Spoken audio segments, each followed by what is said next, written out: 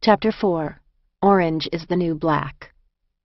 The next morning, I and 8 other new arrivals reported for a day-long orientation session, held in the smallest of the TV rooms. Among the group was one of my roommates, a Zoftig Dominican girl who was an odd combination of sulky and helpful. She had a little tattoo of a dancing Mephistopheles figure on her arm, with the letters J.C. I tentatively asked her if they stood for Jesus Christ, maybe protecting her from the festive devil. She looked at me as if I were completely insane, then rolled her eyes. "That's my boyfriend's initials." Sitting on my left against the wall was a young black woman to whom I took an instant liking for no reason. Her rough cornrows and aggressively set jaw couldn't disguise the fact that she was very young and pretty. I made small talk, asking her name, where she was from, how much time she had to do, the tiny set of questions that I thought were acceptable to ask. Her name was Janet, she was from Brooklyn, and she had 60 months. She seemed to think I was weird for talking to her. A small white woman on the other side of the room, on the other hand, was chatty. About 10 years my senior, with a friendly witch aspect, straggly red hair, aquiline nose, and weathered creases in her skin, she looked as if she lived in the mountains or by the sea. She was back in prison on a probation violation. "I did 2 years in West Virginia. It's like a big campus, decent food. This place is a dump." She said this all pretty cheerfully, and I was stunned that anyone returning to prison would be so matter-of-fact and upbeat. Another white woman in the group was also back in for a violation, and she was bitter, which made more sense to me. The rest of the group was a mixed bag of black and Latino women who leaned against the walls, staring at the ceiling or floor. We were all dressed alike, with those stupid canvas slippers. We were subjected to an excruciating 5-hour presentation from all of Danbury FCI's major departments: finance, phones, recreation, commissary, safety, education, psychiatry, an array of professional attention that somehow added up to an astonishingly low standard of living for prisoners. The speakers fell into 2 categories: apologetic or condescending. The apologetic variety included the prison psychiatrist, Dr. Kirk, who was about my age and handsome. He could have been one of my friend's husbands. Dr. Kirk sheepishly informed us that he was in the camp for a few hours each Thursday and couldn't really supply any mental health services unless it was an emergency. He was the only provider of psychiatric care for the 1,400 women in the Danbury complex, and his primary function was to dole out psych meds. If you wanted to be sedated, Dr. Kirk was your guy. In the condescending category was Mr. Scott, a cocky young corrections officer who insisted on playing a question-and-answer game with us about the most basic rules of interpersonal behavior and admonished us repeatedly not to be gay for the stay. But worst of all was the woman from Health Services, who was so unpleasant that I was taken aback. She firmly informed us that we had better not dare to waste their time, that they would determine whether we were sick or not and what was medically necessary, and that we should not expect any existing condition to be addressed unless it was life-threatening. I silently gave thanks that I was blessed with good health. We were fucked if we got sick. After the Health Services rep was out of the room, the red-headed violator piped up, "Jesus F. Christ, who peed in her Cheerios?" Next, a big bluff man from facilities with enormously bushy eyebrows entered the room. "Hello, ladies," he boomed. "My name is Mr. Richards. I just wanted to tell you all that I'm sorry you're here. I don't know what landed you here, but whatever happened, I wish things were different. I know that may not be much comfort to you right now, but I mean it. I know you've got families and kids and that you belong home with them. I hope your time here is short." After hours of being treated as ungrateful and deceitful children, this stranger showed us remarkable sensitivity. We all perked up a bit. "Kerman?" Another prisoner with a clipboard stuck her head into the room. "Uniforms!" I was lucky to arrive at prison on a Wednesday. Uniform issue was done on Thursdays, so if you self-surrendered on a Monday, you might be pretty smelly after a few days, depending on whether you sweat when you are nervous. I followed the clipboard down the hall to a small room where uniforms were distributed, leftovers from when the place had been a men's facility. I was given 4 pairs of elastic-waist khaki pants and 5 khaki polyblend button-down shirts, which bore the names of their former wearers on the front pockets.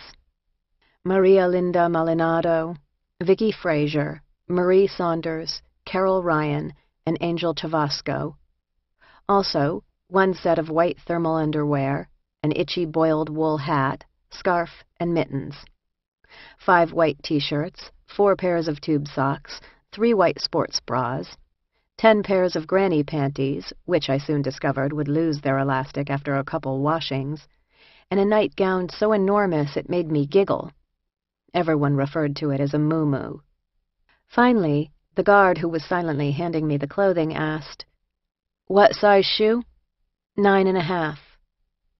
He pushed a red and black shoebox toward me, containing my very own pair of heavy black steel-toed shoes. I hadn't been so happy to put on a pair of shoes since I found a pair of peep-toed Manolo Blahniks at a sample sale for $50. These beauties were solid and held the promise of strength. I loved them instantly.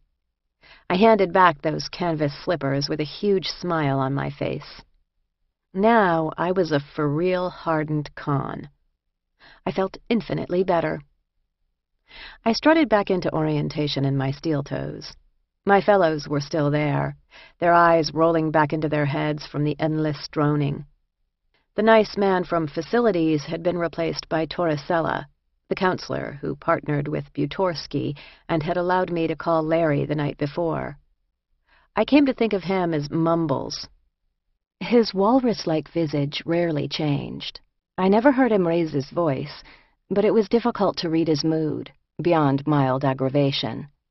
He informed us that Warden Kuma Debu would be gracing us with her presence momentarily. Suddenly I was interested. I knew nothing of the warden, the big boss who was a woman and one with an unusual name to boot. I had not heard a word about her in the 24 hours I had been in prison. Would she resemble Wendy O. Williams or Nurse Ratched? Neither. Warden Debu sailed into the room and took a seat facing us. She was only 10 years older than me, tops, and she was fit, olive-skinned, and good-looking, probably of Middle Eastern extraction. She was wearing a dowdy pantsuit and hideous costume jewelry. She spoke to us in an informal, faux-warm fashion that instantly reminded me of someone running for office. "Ladies, I am Warden Kuma Debu, and I am here to welcome you to Danbury, which I know is not an ideal scenario for any of you. While you are here, I am responsible for your well-being. I am responsible for your safety. I am responsible for you successfully completing your sentences. So, ladies, the buck stops here." She went on for a while in this vein, with some mention of personal responsibility, ours, thrown in, and then she got down to the sex part. "If anyone at this institution is pressuring you sexually, if anyone is threatening you or hurting you, I want you to come directly to me. I come to the camp every Thursday at lunch, so you can come up and talk to me about anything that is happening to you. We have a zero-tolerance policy for sexual misconduct here at Danbury." She was talking about prison guards, not marauding lesbians. Clearly, sex and power were inseparable behind prison walls. More than a few of my friends had voiced their fears that in prison I would be in more danger from the guards than the inmates. I looked around the room at my fellow prisoners. Some looked scared. Most looked indifferent. Warden Debu finished her spiel and left us. One of the other prisoners tentatively volunteered, "She seems nice." The bitter violator who had previously been locked up at Danbury snorted. "Miss Slick. Don't expect to see her again, except for 15 minutes every other Thursday on the line. She talks a good game, but she might as well not be here. She don't run this place. That zero-tolerance shit? Just remember this, ladies. It's going to be your word against theirs. New arrivals in federal prison are stuck in a sort of purgatory for the first month or so, when they are A&Os, admissions and orientation status. When you are an A&O, you can't do anything.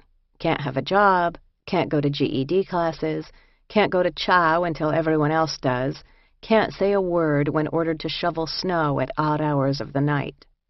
The official line is that your medical tests and clearances must come back from whatever mysterious place they go before your prison life can really start. Nothing involving paperwork happens quickly in prison, except for lockups and solitary, and a prisoner has no way to get speedy resolution with a prison staffer of anything. There are a dizzying number of official and unofficial rules, schedules, and rituals.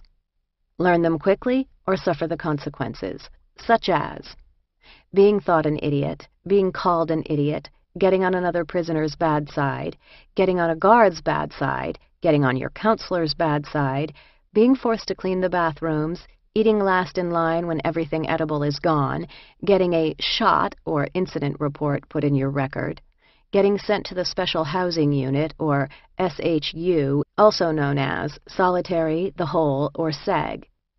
Yet the most common response to a query about anything other than an official rule is, "Honey, don't you know you don't ask questions in prison?" Everything else, the unofficial rules, you learn by observation, inference, or very cautious questioning of people you hope you can trust. Being an A&O that February, a leap year no less, was a strange combination of confusion and monotony. I prowled around the camp building, trapped not only by the feds but also by the weather. With no job, no money, no possessions, no phone privileges, I was verging on a non-person. Thank God for books and the gifts of paper and stamps from other prisoners. I couldn't wait for the weekend and the prospect of seeing Larry and my mother. Friday, there was snow.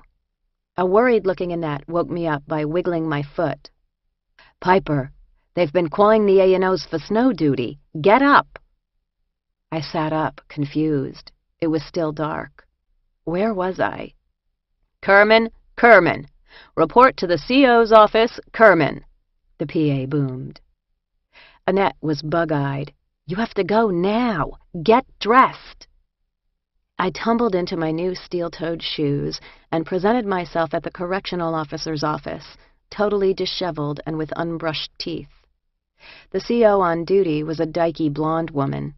She looked as if she ate new fish like me for breakfast after her triathlon workouts. "Kerman?" I nodded. "I called the A&Os a half hour ago. There's snow duty. Where were you?" I was asleep. She looked at me like I was a worm squirming on the sidewalk after spring rain. "Oh, yeah? Get your coat on and shovel." What about breakfast?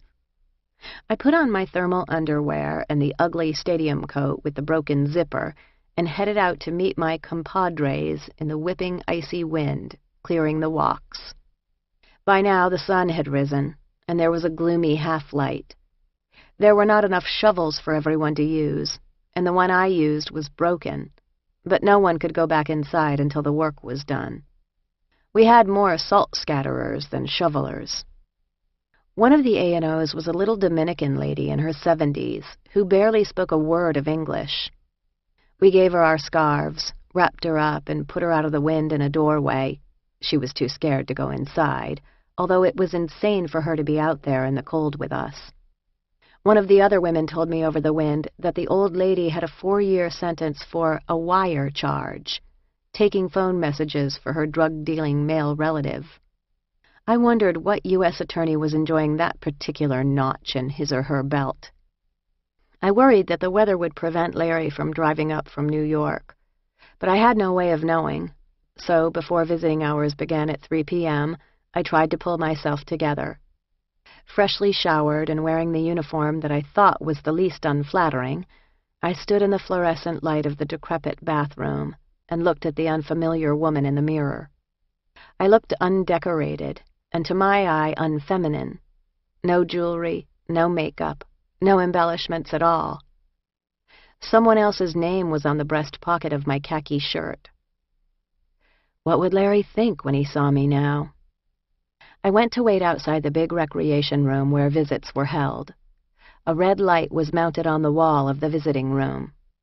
After a prisoner saw her people walk up the hill and into the camp building, or if she heard her name called over the PA system, she would flip a light switch by the side of the room's double doors, and a red light on the other side of the doors would go on too, alerting the visiting room CO that the prisoner was in place, waiting to see their visitor.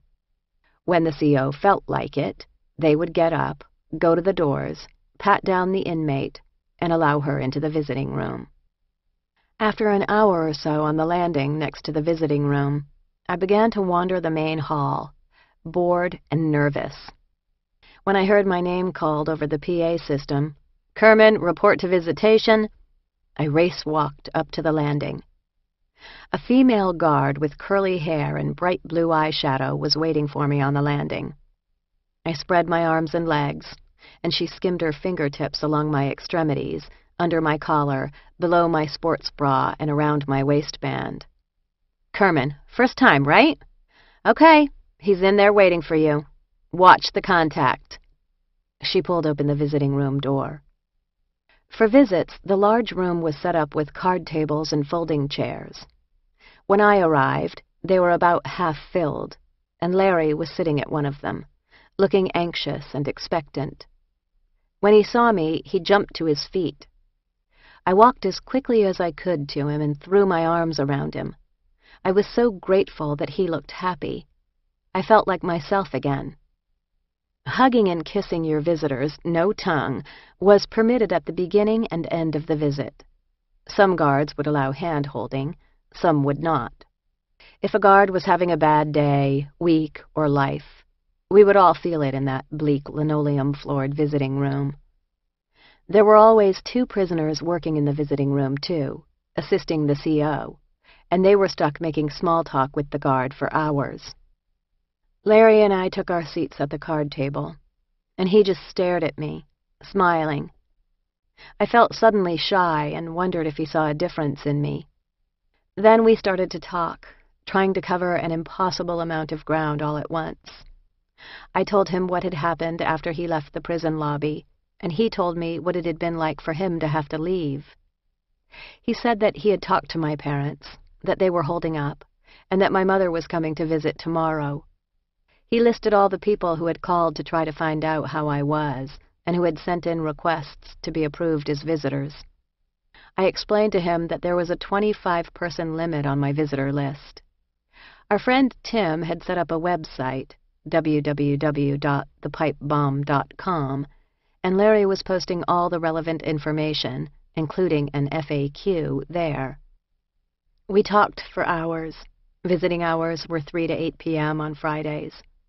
And Larry was curious about every detail of prison so far. Together at the card table, I could relax the taut watchfulness and caution that had governed my every move for the last 3 days, and almost forget where I was, even as I shared every discovery that my new life offered. I felt so loved sitting there with him, and more confident that someday I would be able to leave this horrible place behind. I reassured Larry countless times that I was okay. I told him to look around. Did the other prisoners look so bad? He thought they did not. At 7:45, it was time for Larry and the other visitors to leave. My whole heart clutched up. I had to leave the bubble of love around our card table. I wouldn't see him for another week. "Did you get my letters?" he asked. "No, not yet. No mail. Everything here is on prison time. Slow motion." Departures were tough, and not just for us. A toddler didn't want to leave her mother and wailed as her father struggled to get her into her snowsuit. Visitors and prisoners shifted from one foot to another as they tried to say goodbye. We were all permitted a final hug, and then watched as our loved ones' backs disappeared into the night. The more experienced prisoners were already unlacing their shoes, getting ready for the strip search. This ritual, which I'd repeat hundreds of times in the next year, never varied. Remove shoes and socks, shirt, pants, t-shirt. Pull up your sports bra and display your breasts. Show the soles of your feet. Then turn your back to the female prison guard. Pull down your underpants and squat, exposing yourself. Finally, force a cough, which would, theoretically, cause any hidden contraband to clatter to the floor. I always found the interchange between the person who has no choice but to strip naked and the guard who gives the order to be brisk and businesslike. But some women found strip searches so humiliating that they would forego visits in order to avoid it. I would never have survived without my visits, and so would grit my teeth and rush through the motions. It was the prison system's quid pro quo. You want contact with the outside world? Be prepared to show your ass every time. With my clothes back on, I walked back out into the main hall, floating on air and memories of everything Larry had said. Someone said, "Hey, Kerman, they called your name at mail call." I headed straight to the CO's station, and he handed me 16 wonderful letters, including Larry's, and a half-dozen books. Somebody out there loved me. The next day, my mother was due to arrive. I could only guess at how awful the last 72 hours had been for her, and I worried what she would think when she saw that razor-wire fence. It evoked a primal fear. When they called my name on the PA, I could barely stand still for the pat-down. I flew through the doors of the visiting room, scanning for my mother's face. When I saw her, it was as if all our surroundings faded into a distant background. She burst into tears when she saw me. In 34 years, I couldn't remember her ever looking more relieved. I spent most of the next 2 hours trying to reassure Mom that I was okay, that no one was bothering me or hurting me, that my roommates were helping me, and that the guards were leaving me alone. The presence of other families in the visiting room, many with little kids, was a reminder to me that we were not the only ones. In fact, we were just one of millions of American families trying to cope with the prison system. My mother fell silent as she watched a little girl playing with her parents at another card table. The strain on her face wiped away any complaint or self-pity I might have had. She was putting on a brave front, but I knew she would cry all the way to the car. The hours I would spend in the prison visiting room were among the most comforting of my life. They sped by, the only occasion at the camp in which time seemed to move quickly. I could completely forget about the human stew that lay on the other side of the visiting room doors, and I carried that feeling with me for many hours after each visit was over. But I could see how awful and scary it was for my family to see me in my khaki uniform and get a tiny taste of what I was experiencing, surrounded by guards, strangers, and powerful systems of control. I felt terrible for exposing them to this world. Every week I needed to renew my promises to my mother and Larry that I was going to make it, that I was okay. I felt more guilt and shame witnessing their worry than when I stood in front of the judge, and it had been terrible standing in that courtroom. The camp had distinct rhythms of frenzied action and lulls of calm, like a high school or an ER ward. In bursts of activity, the polyglot of women came and went, clustered in groups, hurried, loitered, very often waited, and almost always chattered in an overwhelming rush of noise, accents, and emotions mixing into swirling eddies of language. Other times, the place was still and silent, sleepy during some hours of the day, when most of the campers were off at their job assignments, and the orderlies had already hustled through their cleaning assignments and gone off to nap, crochet, or play cards. At night, after 10 p.m. lights out, the halls were quiet, haunted by the occasional woman in her muumuu heading to the bathroom or the mail drop box, navigating by the distant light from a common room where someone was sitting, perhaps illicitly watching after-hours TV. My understanding of the causes of these patterns of movement, meals, mail call, work call, pill line, commissary days, phone time, was still tenuous. But I learned more every day, filing away the information and trying to figure out where I fit in. Letters and good books, an overwhelming number of good books, started to pour in from the outside world. At mail call almost every day, the gay porn star would bellow, "Kerman!" and shove a plastic bin overflowing with a dozen books toward me with his boot, half disgusted and half perplexed. The entire population of the camp would watch me claim my mail, with the occasional wisecrack, "You keeping up?" On the one hand, folks were impressed at this evidence that people on the outside cared about me. On the other hand, the literary avalanche was proof that I was different, a freak. "She's the one with the books." Annette and a few other women were delighted by the influx of new reading material and borrowed from my library with abandon and permission. Jane Austen, Virginia Woolf, and Alice in Wonderland definitely served to fill the time and keep me company inside my head. But I was really lonely in my actual physical life. I was cautiously trying to make friends, but like everything else in prison, it was tricky. There were too many places where a newbie like me could easily misstep, like the chow hall. The chow hall was like a high school cafeteria, and who has fond memories of that? A vast linoleum room filled with tables with 4 attached swivel chairs. It was lined on 2 sides by windows that looked out toward the main back entrance to the camp, where there were parking spaces, a handicapped ramp, and a forlorn and unused basketball hoop. Breakfast was a quiet affair, attended by only a fraction of the prisoners, mostly the older ones who appreciated the almost meditative peace of the morning ritual at 6:30 a.m. There was never a wait at breakfast. You grabbed a tray and plastic cutlery and approached the kitchen line from which food was dished out by other prisoners, some blank-faced, some chatty. It could be cold cereal or oatmeal, or on a really good day, boiled eggs. Usually there was a piece of fruit for every person, an apple or banana, or sometimes a rock-hard peach. Big vats of watery coffee sat next to cold drink dispensers filled with water and something like weak Kool-Aid. I got in the habit of going to breakfast, where I would sit alone peacefully, not drinking the terrible coffee, observing the other prisoners come and go, and watching the sunrise through the east-facing windows. Lunch and dinner were altogether different. The line of women waiting for their food stretched the length of the wall below the windows and sometimes out the door, and the noise was tremendous.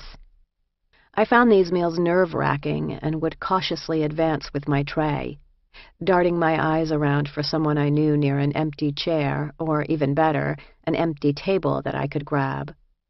Sitting with someone you didn't know was a dicey proposition. You could be met with the hairy eyeball and a resounding silence, or a pointed, "This seat is saved."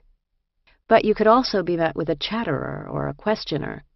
And when I ventured afield, I was often nabbed after the meal by Annette. "You want to stay away from that one, Piper. She'll be after you to buy her commissary in no time." Annette had a maternal instinct that was a force of nature and helped me navigate the official rules, like remembering the counts and the pack numbers and what day I was allowed to bring my clothes to the laundry to be washed. But she was leery of most other prisoners who were not middle class and white. It turned out that early on Annette had been gamed by a young girl who had gotten the older woman to buy her lots of commissary items, playing on her pity. The girl was in fact notorious for her hustles of new prisoners, so Annette felt burned, and her caution was outsize. Annette included me in endless Rummy 500 games with her set of Italians, who grudgingly tolerated my poor play. The black women played far more boisterous games of spades a few tables over. The Italians sniffed that they all cheated.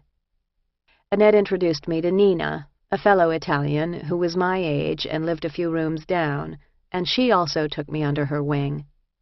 Nina had just returned from a month in the SHU. She had refused to shovel snow, and was waiting to get put back in the dorms. Annette seemed scared of most other prisoners, but not Nina, who was Brooklyn street smart and just as wary of others as Annette. "They're all wackos. They make me sick." She had lived a tough life and was prison-savvy, funny as hell, and surprisingly tolerant of my naivete, and I followed her around like a puppy. I paid close attention to her advice about how not to get rooked by another prisoner. I was definitely interested in figuring out who the non-wackos were. I got along well with some of the women in my A&O group, plus I could remember their names. The tattooed Latina from my room, who was doing just 6 months for getting caught with 6 keys of coke in her car, made no sense to me. The salty redhead, who was still going on about how much better the prison in West Virginia was than Danbury. Although there's more of us Northerners here, if you know what I mean. Then there was little Janet from Brooklyn, who was slowly warming up to me, although she still seemed to think I was strange for being friendly. She was just 20 years old, a college girl who had been arrested on vacation as a drug mule. She had been locked in a Caribbean jail for an entire harrowing year before the feds came to get her. Now she was doing 60 months. More than half of her 20s would be spent behind bars. One day I was joined at lunch by a different Janet, who was 50-ish, tall, fair, and striking. I had been watching her and wondering what her story was. She reminded me of my aunt. Janet was like me, a middle-class drug criminal. She was doing a 2-year sentence on a marijuana charge. As we made conversation, she was friendly but never pushy, explicitly respectful of other people's space. I learned that she was a world traveler, a classic eco-peacenik intellectual, a fitness fanatic and yoga expert, and a devout Buddhist possessed of a wry sense of humor, all incredibly welcome attributes to encounter in a fellow prisoner. Institutional food required a Zen outlook. The mess hall lunch was sometimes hot, sometimes not, the most popular meals being McDonald's-style hamburger patties or the ultimate and rare deep-fried chicken sandwich. People went crazy for chicken in any form. Far more often, lunch was bologna and rubbery orange cheese on white bread, and endless amounts of cheap and greasy starch in the form of rice, potatoes, and horrible frozen pizzas. Dessert was wildly variable. Sometimes really good home-baked cookies or cake, sometimes Jell-O, and sometimes bowls of pudding, which I was warned off of. It comes out of cans marked Desert Storm, and if there's mold on the top, they just scrape it off and serve the rest. For the few vegetarians, there was texturized vegetable protein. TVP was a repulsive reconstituted soy powder that someone back in the kitchen would fruitlessly try to make edible. It usually looked like worms. Sometimes if they had added a list of onions, you could choke it down. Poor Yoga Janet was a vegetarian and resigned herself to a subsistence diet most of the time. Both lunch and dinner featured a salad bar that offered iceberg lettuce, sliced cucumbers, and raw cauliflower. Only certain women, like Yoga Janet, were regulars at the salad bar. I said hello to them shyly, my sisters in roughage. Occasionally, other vegetables would appear on the bar: broccoli florets, canned bean sprouts, celery, carrots, and very rarely raw spinach. These would quickly be raided and spirited out of the dining hall for prisoners' cooking projects, which went on in force in the 2 microwaves near the dorms. The only food available was what we got in the dining hall and what prisoners were able to buy from the commissary. A constant presence in the dining hall was Italian Nina's former bunkie Pop, the imposing 50-ish wife of a Russian gangster who ruled the kitchen with an iron fist. One evening, I was sitting with Nina as the dinner hour was drawing to a close when Pop sat down with us, clad in her customized burgundy kitchen smock adorned with Pop over the heart in white yarn, a la Laverne and Shirley. I, knowing less than nothing, began maligning the food. It didn't occur to me at that point that anyone would put any pride into their prison job, but Pop did. When I made a joke about a hunger strike, that was it. Pop fixed me with a ferocious glare and pointed a finger. "Listen, honey, I know you just got here, so I know that you don't understand what's what. I'm gonna tell you this once. There's something here called inciting a riot, and that kind of shit you're talking about, hunger strikes, that kind of shit, that's inciting a riot. You can get in big trouble for that. They will lock your ass up in the SHU in a heartbeat. Now me, I don't care, but you don't know these people, honey. The wrong one hears you saying that shit, she goes and tells the CO, you're going to be shocked how quickly the lieutenant is coming to lock your ass up. So take a tip from me and watch what you say." And with that, she left. Nina looked at me, silently telegraphing, "You asshole." From then on, I stayed out of Pop's path, ducking my head to avoid her eyes on the chow line. February is Black History Month, and someone had festooned the dining hall with posters of Martin Luther King Jr., George Washington Carver, and Rosa Parks. "They didn't put shit up for Columbus Day," groused a woman named Lombardi behind me in line one day. Was she really objecting to Dr. King? I kept my mouth shut. The minimum security camp at Danbury housed approximately 200 women at any given time, though sometimes it climbed to a nightmarishly cramped 250. About half were Latino, Puerto Rican, Dominican, Colombian. About 24% white, 24% African American and Jamaican, and then a very random smattering. One Indian, a couple of Middle Eastern women, a couple of Native Americans, and one tiny Chinese woman in her 60s. I always wondered how it felt to be there if you lacked a tribe. It was all so very West Side Story. Stick to your own kind, Maria. The racialism was unabashed. The three main dorms had organizing principles, allegedly instituted by the counselors who assigned housing. A dorm was known as the suburbs, B dorm was dubbed the ghetto, and C dorm was Spanish Harlem. The rooms, where all new people went first, were a strange mix. Butorsky wielded housing assignments as a weapon, so if you got on his bad side, you would be stuck into rooms. The most physically ill women in the camp, or pregnant women like the one I had seen when I first arrived, occupied the bottom bunks. The top bunks were full of newbies, or behavior problems, of which there was never a shortage. Room 6, where I lived, was serving as a sick ward rather than a punishment room. I was lucky.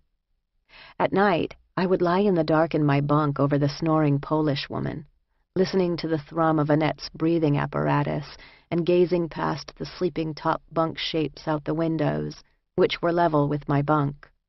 When there was a moon, I could see the tops of fir trees and the white hills of the far valley. I spent as many hours as I could standing out in the cold, staring to the east over an enormous Connecticut valley. The camp sat perched atop one of the highest hills in the area, and you could see rolling hills and farms and clusters of towns for miles over the giant basin of the valley below. I saw the sun rise every day in February. I braved the rickety, icy stairs that led down to a field house gym and the camp's frozen track, where I'd crunch around, bundled in my ugly brown coat and itchy army green hat, muffler, and mittens, before heading into the cold gym to lift weights, almost always mercifully alone. I wrote letters and read books. But time was a beast, a big, indolent, immovable beast that wasn't interested in my efforts at hastening it in any direction. Some days I barely spoke, keeping eyes open and mouth shut. I was afraid less of physical violence, I hadn't seen any evidence of it, than of getting cursed out publicly for fucking up, either breaking a prison rule or a prisoner's rule. Be in the wrong place at the wrong time, sit in someone's seat, intrude where you are not wanted, ask the wrong question, and you get called out and bawled out in a hurry, either by a terrifying prison guard or by a terrifying convict, sometimes in Spanish. Except to pester Nina with questions and to theorize and trade notes with my fellow A&O newbies about what was what, I kept to myself. But my fellow prisoners were, in fact, looking out for me. Wormtown Rosemarie brought me her Wall Street Journal every day and checked on how I was. Yoga Janet would make a point of sitting with me at meals, and we would chat about the Himalayas and New York and politics. She was appalled when a subscription to the New Republic showed up for me at mail call. "You might as well read the Weekly Standard," she said with disgust.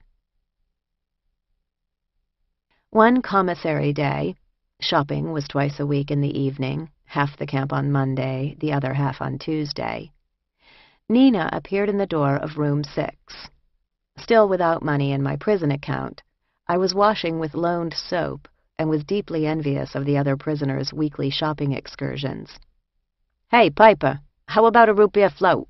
said Nina. "What?" I was dumbfounded and hungry. Dinner had been roast beef with an eerie metallic green cast. I had eaten rice and cucumbers. "I'm going to get some ice cream at commissary. We can make root beer floats." My heart soared, then crashed. "I can't shop, Nina. My account didn't clear yet." "Would you shut up? Come on." You could get a pint of cheap ice cream at the commissary, vanilla, chocolate, or strawberry. You had to eat it right away because, of course, there was no freezer, just a big ice dispenser for prisoners. Woe to the inmate who stuck a pint into the ice machine and got caught by another inmate. You would get yelled at for being disgustingly unsanitary. Like many things, it just wasn't done. Nina bought vanilla ice cream and 2 cans of root beer. My mouth was watering as she prepared our floats in plastic coffee mugs, the foam a luscious rich brown.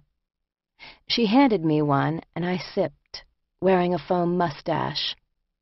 It was the best thing I had tasted since I got to prison. I felt tears pricking behind my eyes. I was so happy. "Thank you, Nina. Thank you so much." At mail call, I continued to be blessed with an avalanche of letters, every one of which I savored. Some were from my closest friends, some were from family, and some were from people I had never met. Friends of friends who had heard about me and taken the time to offer some solace with pen and paper to a total stranger. Larry told me that one of our friends had told her folks about me, and her father had decided to read every one of the books on my Amazon wish list. In short order, I had accumulated, via the mail, beautiful postcards from my old co-worker Kelly and letters written on my friend Aaron's exquisitely decorated writing paper, which were a treasure in the drab ugliness of the facility. 7 print-out pages of Stephen Wright jokes from Bill Graham. A little book about coffee, hand-illustrated by my friend Peter, and a lot of photographs of other people's cats. These were all of my riches, and in fact, my only valuable possessions. My uncle, Winthrop Allen III, wrote to me, "Pipes, your web page was well received. I forwarded it to a few of my friends and acquaintances, so don't be surprised to get bundles of old books from unknown sources." Enclosed is Japanese street slang. You never know when you're going to need just the right insult. Joe Orton, he needs no introduction, but there is one in the front of the book anyhow. Parkinson was an amusing old duffer, inventor of Parkinson's Law, which I kind of forgot. No, I remember now. It's about tasks expanding to fill the available time. When you are finished getting your group therapy sessions, safe sex lectures, and 12-step sermons, you may be able to test the hypothesis. The Prince, Max, my all-time fave. Like you and me, he's forever maligned. Gravity's Rainbow. All my literary friends consider this the greatest since Under the Volcano. I couldn't finish either of them. I enclose a couple of posters so that you could get a start on decorating the digs before Martha shows up with all her bundles of frou-frou. Regards, Winthrop, the worst uncle. I began to receive letters from a man named Joe Loya, a writer and a friend back in San Francisco. Joe explained that he had served over 7 years in federal prison for bank robbery, that he knew what I was going through, and that he hoped I would write him back. He told me that the act of writing literally saved his life when he spent 2 years in solitary confinement. I was startled by the intimacy of his letters, but also touched.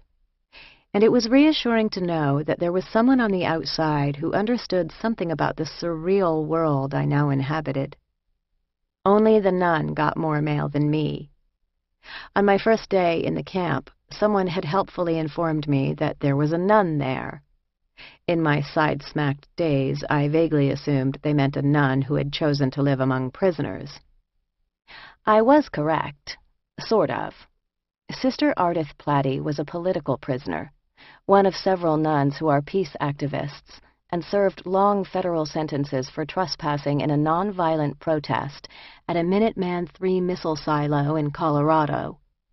Everyone respected Sister, as she was known to all, who was 69 years old and one tough nun, an adorable, elfin, twinkling, and loving presence.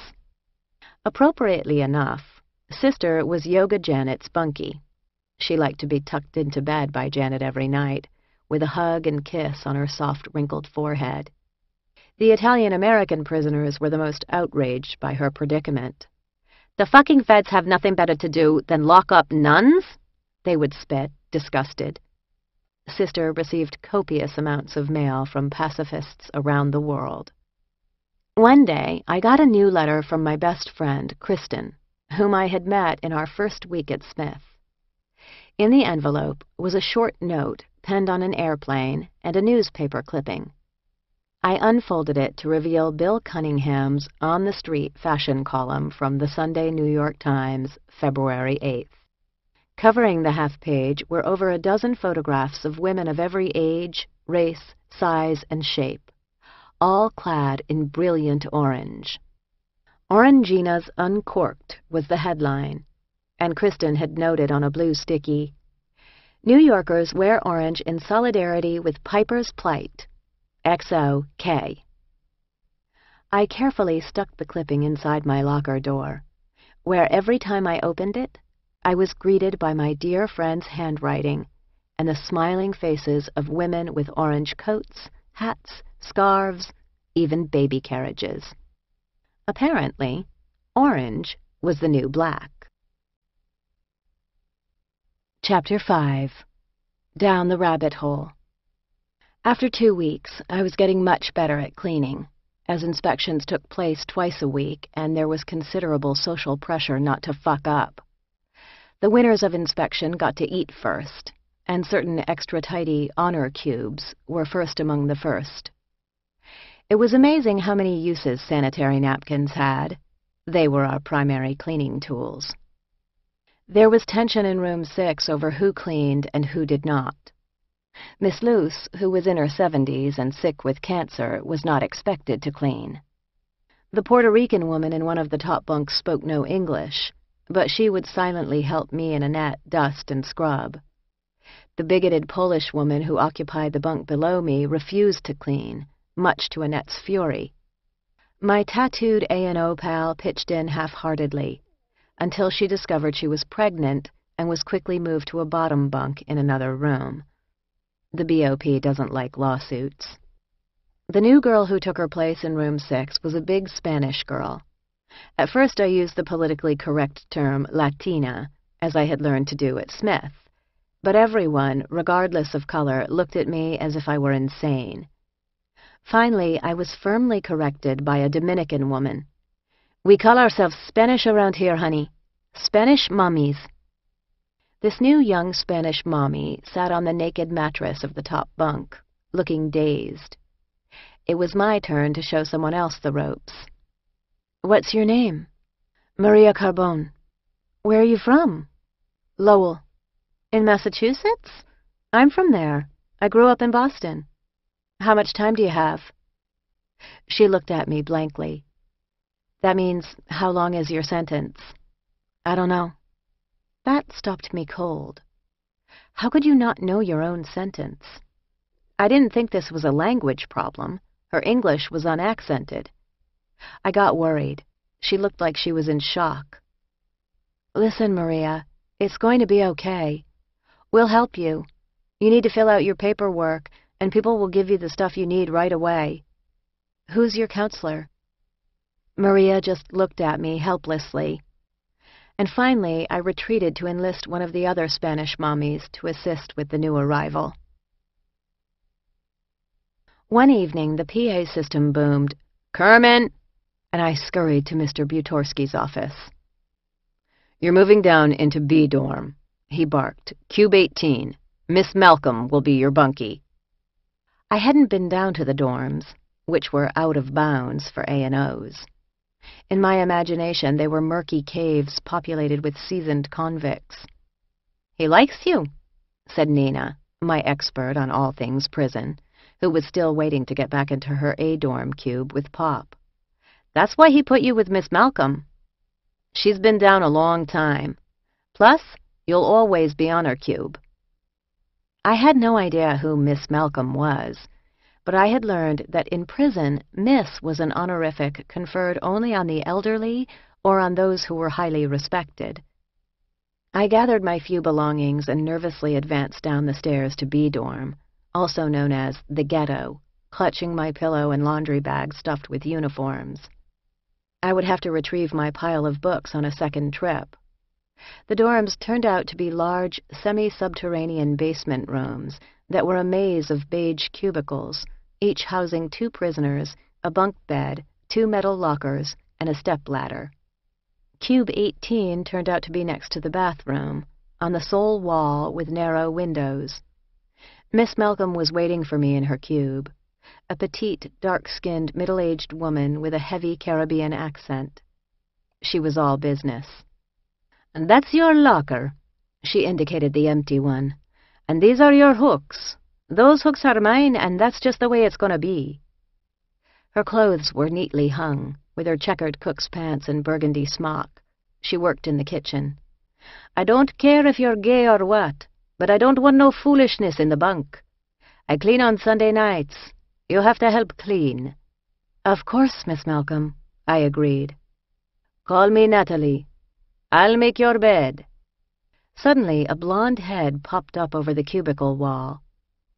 "Hi, new neighbor." It was the tall, baby-faced white girl who washed dishes in the dining hall. "I'm Colleen." Colleen looked at my new bunkie cautiously.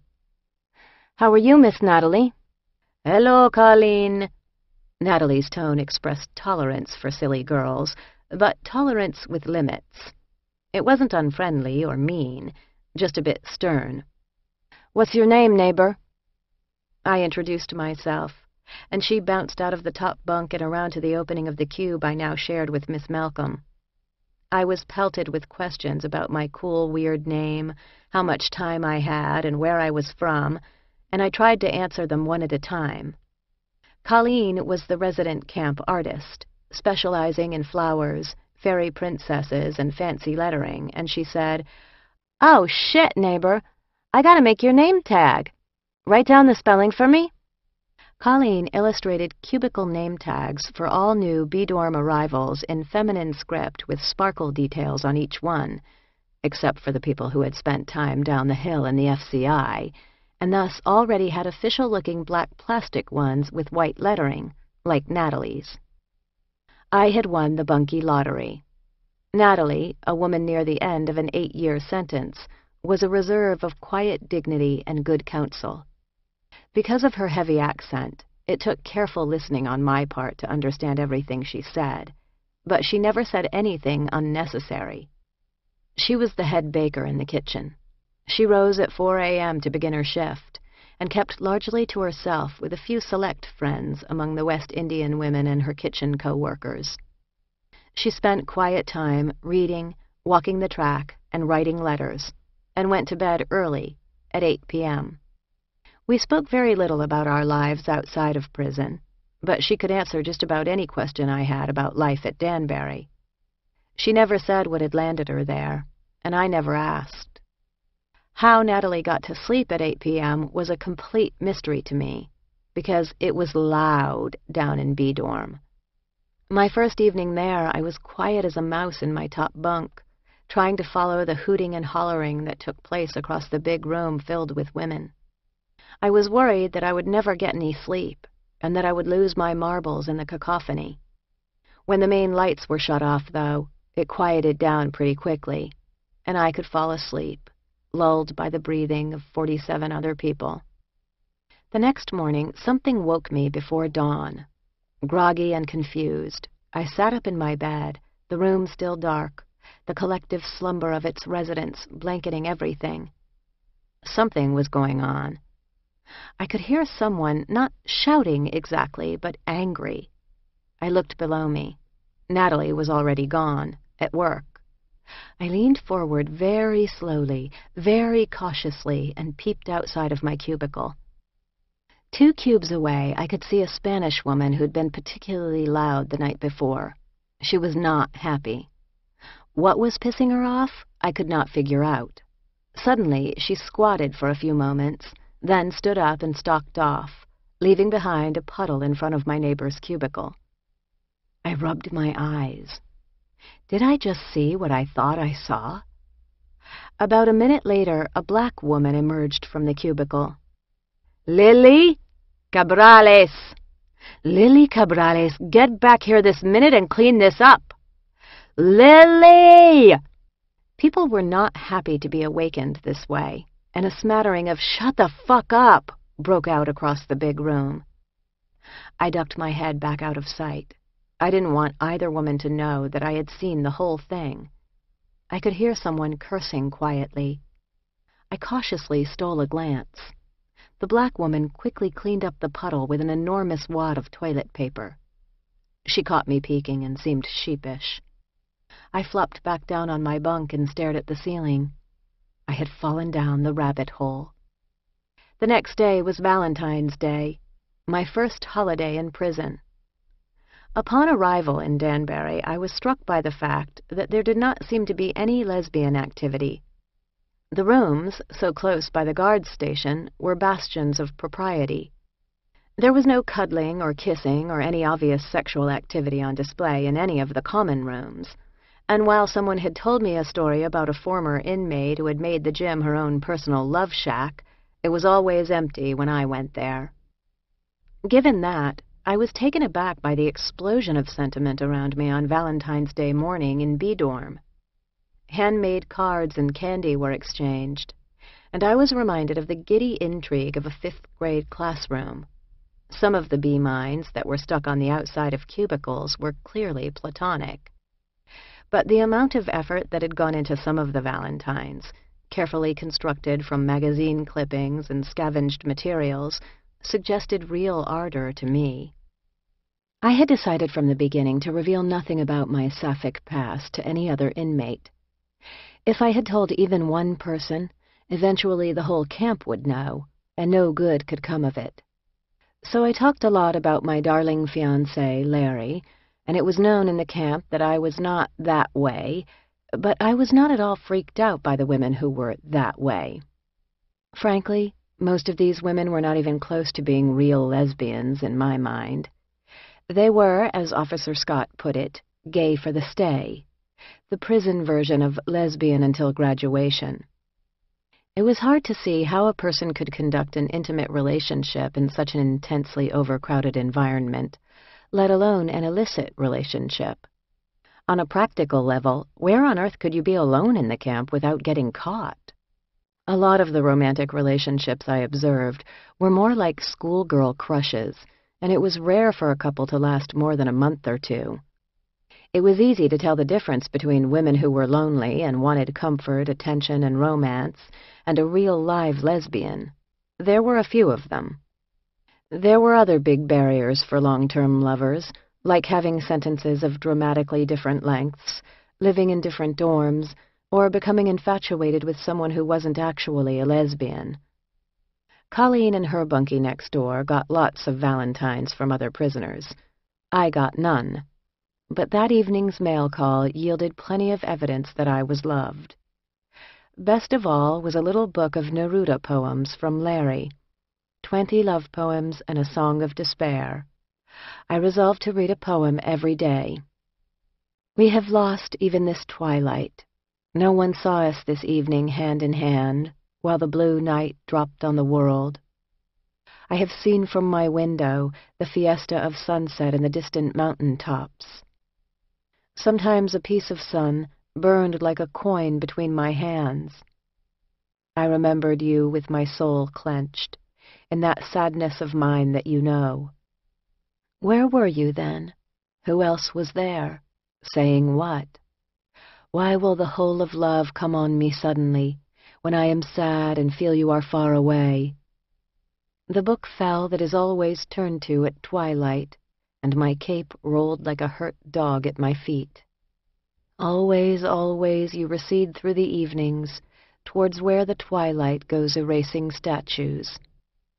I was finally able to shop commissary on February 17th, when I bought extra-large sweatpants, $24.70, given to me in error and which they would not let me return, a stick of cocoa butter, $4.30, packets of tuna, sardines, and mackerel, each about $1, ramen noodles, 25 cents, squeezed cheese, $2.80, pickled jalapenos, $1.90, hot sauce, $1.40, legal pads, pens, envelopes, and stamps, priceless.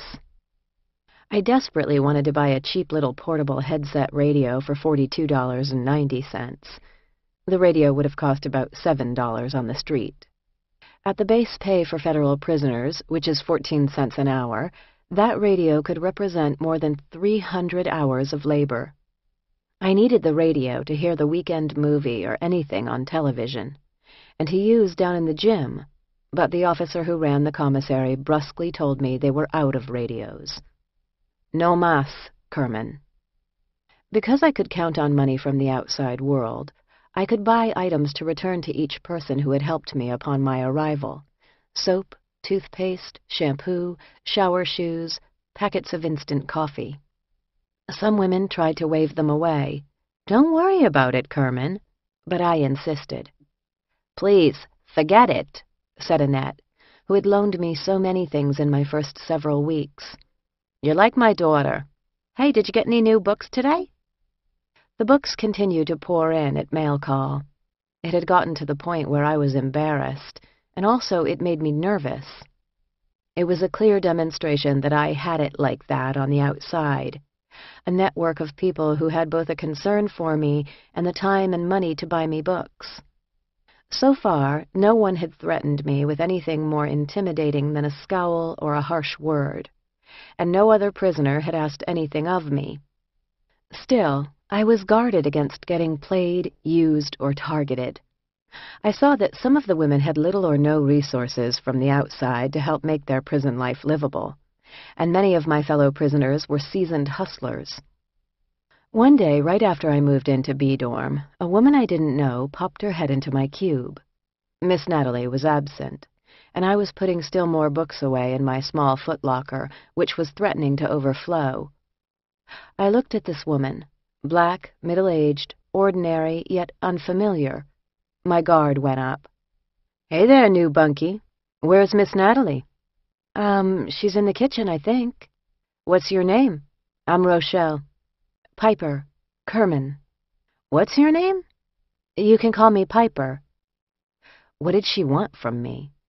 I felt trapped in my cube. I was sure she was sniffing around.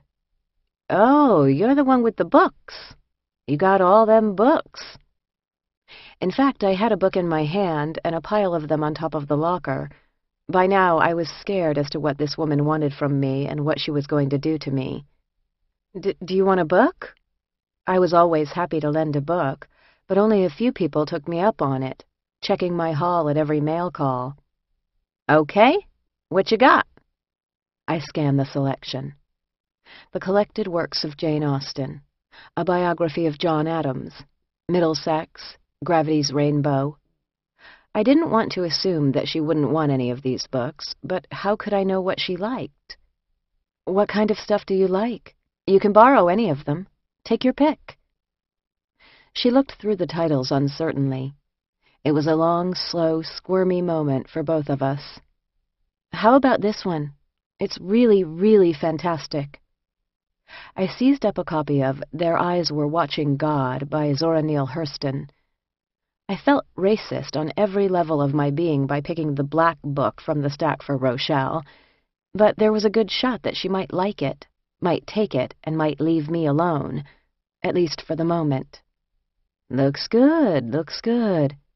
Thanks, Pipe." And she disappeared from my cube. About a week later, Rochelle came back around. She was returning the book. "It seems good, but I couldn't really get into it," she said. "You got the coldest winter ever, Sister Soldier?" I did not, and she wandered away. When I thought about how terrified I had been of Rochelle, and why, I felt like a complete jackass. I had gone to school with, lived with, dated, and worked with middle-class black people my whole life, but when faced by a black woman who hadn't been where I've been, I felt threatened, absolutely certain she was going to take something from me. In truth, Rochelle was one of the most mild-mannered and pleasant people around, with a deep love for church and trashy novels. Ashamed, I resolved not to be a jackass again.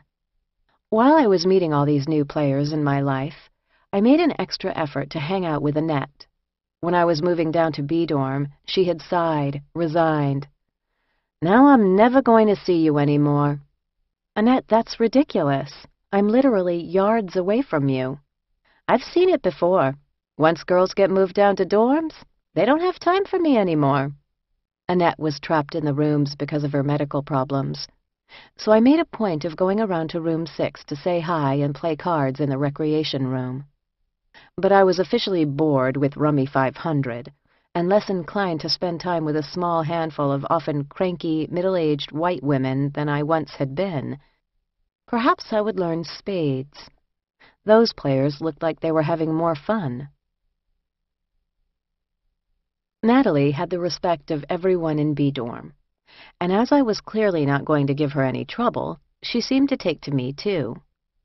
Despite her reserve and discretion, she had a dry but lively sense of humor and treated me to her sharp, sidelong observations on our daily life in B-dorm. "You in the ghetto now, Bunky?"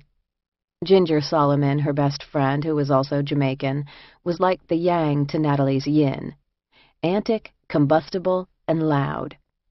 Miss Solomon was also a fantastic cook, and once she and Natalie had decided that I was all right, she would make me a plate of her special Saturday night dinner, usually a knockout curry prepared with kitchen contraband.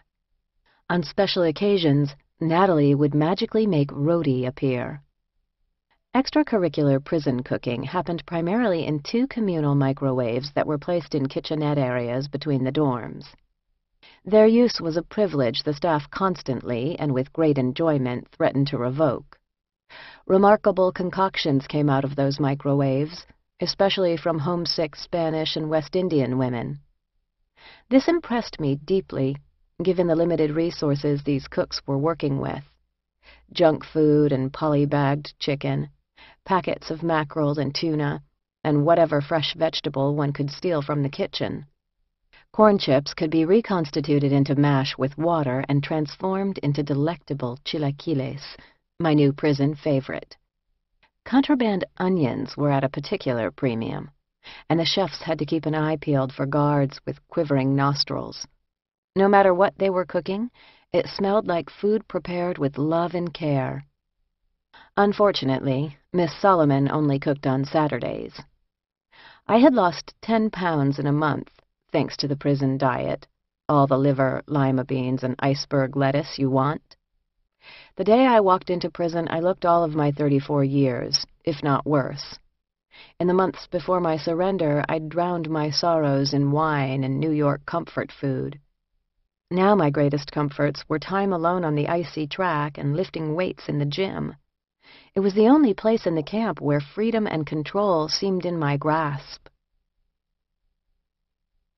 One of the good things about living in B Dorm was that you had your choice of 2 bathrooms.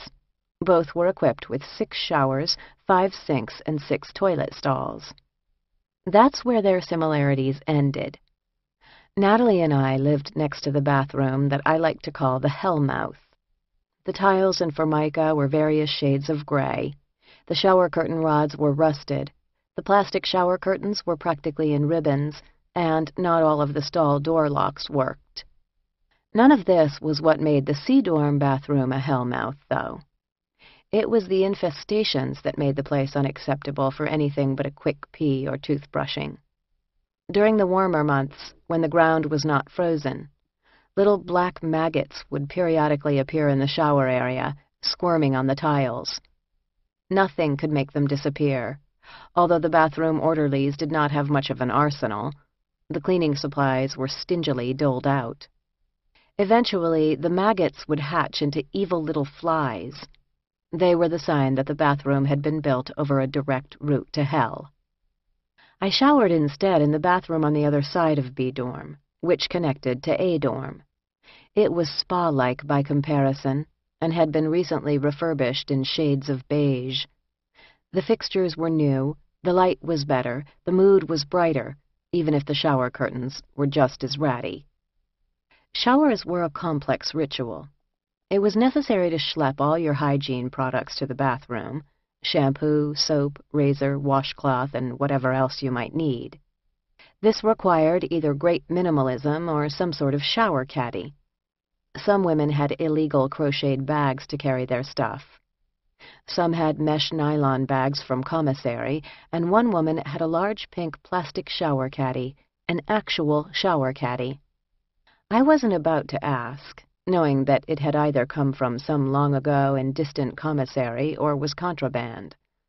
Morning and evening were peak shower hours, with gradually diminishing stores of hot water. If you showered in the afternoon or early evening, you would have less competition. We were not supposed to be in the showers after lights out at 10 p.m., to discourage people from having sex in them. Many women would wait in line 3 deep for their shower to be free. In the good bathroom, there was one shower stall that indisputably had the best water pressure. Some big shots, like Pop, would send an emissary to see if that stall was free, or else dibs them a place in the waiting line.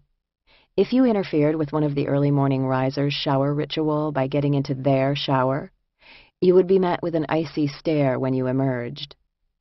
Once you had secured your shower stall, you faced a moment of truth.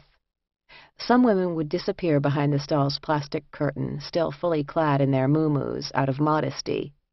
Others would whip off their clothes in front of everyone and climb in and out unabashed. A handful would shower with the curtain open, giving everyone a show. At first I was among the former, but the water was always freezing initially, and I would yelp as it rained down on my naked skin. "What's going on in there, Kerman?" someone would inevitably joke. "Piper's getting busy." After a while, I became convinced that the Linda Blair rape scene in Born Innocent was never going to be recreated in the camp. So I took to starting my shower before I got in, checking to see that it was at least lukewarm before I whipped off my muumuu and jumped in. This won me a couple of fans, notably my new neighbor Delicious, who shouted with surprise, "P.I. Piper, you got some nice titties. You got those TV titties. They stand up on they own, all perky and everything. Damn." Thanks, Delicious." There was absolutely nothing threatening about Delicious's attention. In fact, it was mildly flattering that she noticed me at all. All cleaning in the camp was highly ritualized, including the all-hands-on-deck Sunday night scrub-down of our cubicles. One day a week, B Dorm's laundry was done for us. Laundress was a prison job, captained by an elderly woman everyone called Grandma, and so the night before, I'd stuff my bag with sweat socks and a packet of laundry soap. Natalie would wake me at 5:15 before the laundry opened so that I could get mine in before everyone else. Otherwise, I'd have been part of the usual stampede of half-asleep women in the still dark hallway, getting in line to drop off their laundry bags. Why the urgency? Unclear. Did I need my laundry back in the early afternoon, as opposed to the evening? No. I found myself participating in the meaningless rituals of avoiding the laundry rush, because prison is all about waiting in line. For many women, I realized, this was nothing new. If you had the misfortune of having the government intimately involved with your life, whether via public housing or Medicaid or food stamps, then you'd probably already spent an insane amount of your life in line. I had twice made the monthly pilgrimage out to the warehouse to collect my 8 packets of laundry soap powder from the unsmiling inmate in charge of issuing them. Laundry soap days happened once a month. On one appointed weekday, all the evens would troop out to the warehouse during the lunch hour to claim their 8 packets. The next day, the odds would go. The prisoners who worked in the warehouse, a secretive bunch, took this enterprise very seriously. They treated soap days as an invasion of their turf, and would all sit or stand silently while other prisoners lined up to collect the one handout that the prison gave to prisoners. I never understood why laundry soap was the one free thing provided to us, other than our toilet paper rations, which were passed out once a week, and the sanitary napkins and tampons stocked in the bathroom. Laundry soap was sold on commissary.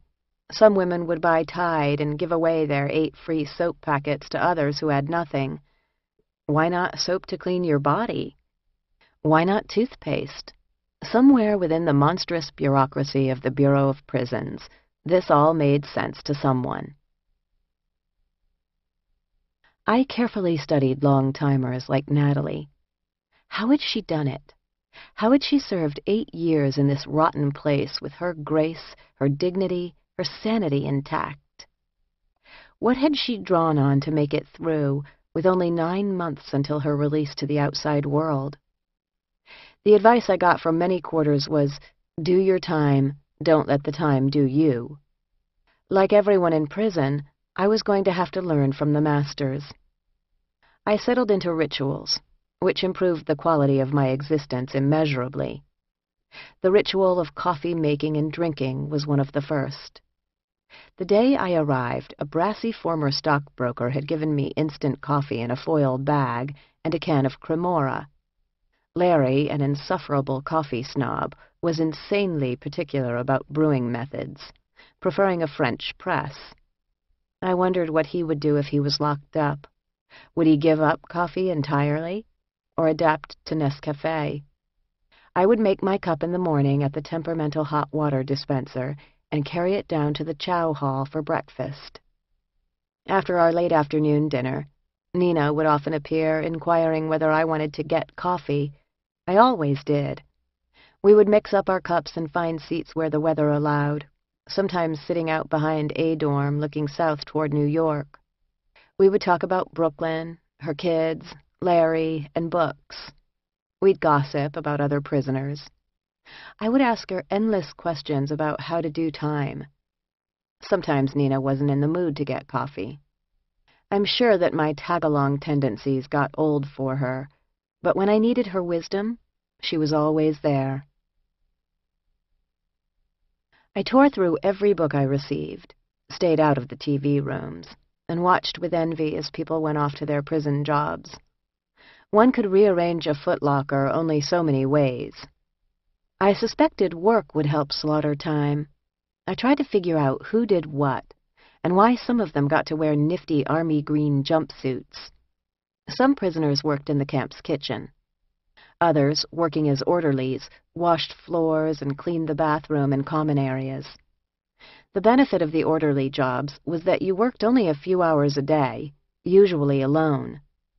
A handful of prisoners worked as trainers for seeing eye dogs with whom they lived 24/7, a program tragically known as Puppies Behind Bars. Some women worked in CMS, construction and maintenance services, getting on a bus every morning to do jobs like plumbing and grounds maintenance. An elite crew trooped off to the warehouse, the stopping point for everything that either entered or left the prison, and where the contraband opportunities were rich. Certain prisoners worked in Unicor, the prison industries company that operates within the federal prison system. Unicor manufactures a wide range of products that are then sold within the government for many millions of dollars. In Danbury, the FCI made radio components for the Army. Unicor paid significantly more than other prison jobs, over $1 an hour as opposed to the regular base pay rate of 14 cents an hour. And the Unicor workers were always dressed in pressed, tidy uniforms. Unicor people would disappear into a large warehouse building that always had semis parked outside. Some girls enjoyed silent flirtation with the truckers, who looked nervous but intrigued. Rosemarie had secured herself a job in the puppy program, which was housed in A dorm. That meant she lived with a Labrador retriever that was being trained to be a seeing eye dog or a bomb sniffer. The dogs were beautiful, the little puppies adorable. A warm, squirming lapful of golden puppy, licking and biting and unabashedly happy, made despair dissolve no matter how hard you were hanging on to it. I wasn't eligible for puppies behind bars. My 15-month sentence was too short. Initially disappointed, on reflection I decided it wasn't necessarily a bad thing. The program attracted some of the most obsessive-compulsive women in the camp, and their OCD could really come into full flower as they trained the dogs, forming intense bonds with their canine companions and feuding with their human neighbors. Rosemarie quickly became consumed with the training of her dog, Amber. I didn't mind because she would usually let me play with the puppy, which some of her fellow dog trainers frowned upon. The doyenne of the puppy program was Mrs. Jones, the only person in camp that anyone called Mrs. Mrs. Jones had been in prison for a long time, and it was obvious. A grizzled, steel-haired Irish woman with enormous breasts, she had been down for almost 15 years on a drug sentence. Her husband was said to have beaten her viciously on the outside, and to have died in prison. Good riddance to bad rubbish. Mrs. Jones was a little crazy, but most prisoners and guards gave her more leeway than they might extend to others. After 15 years, anyone would have gone a little crazy.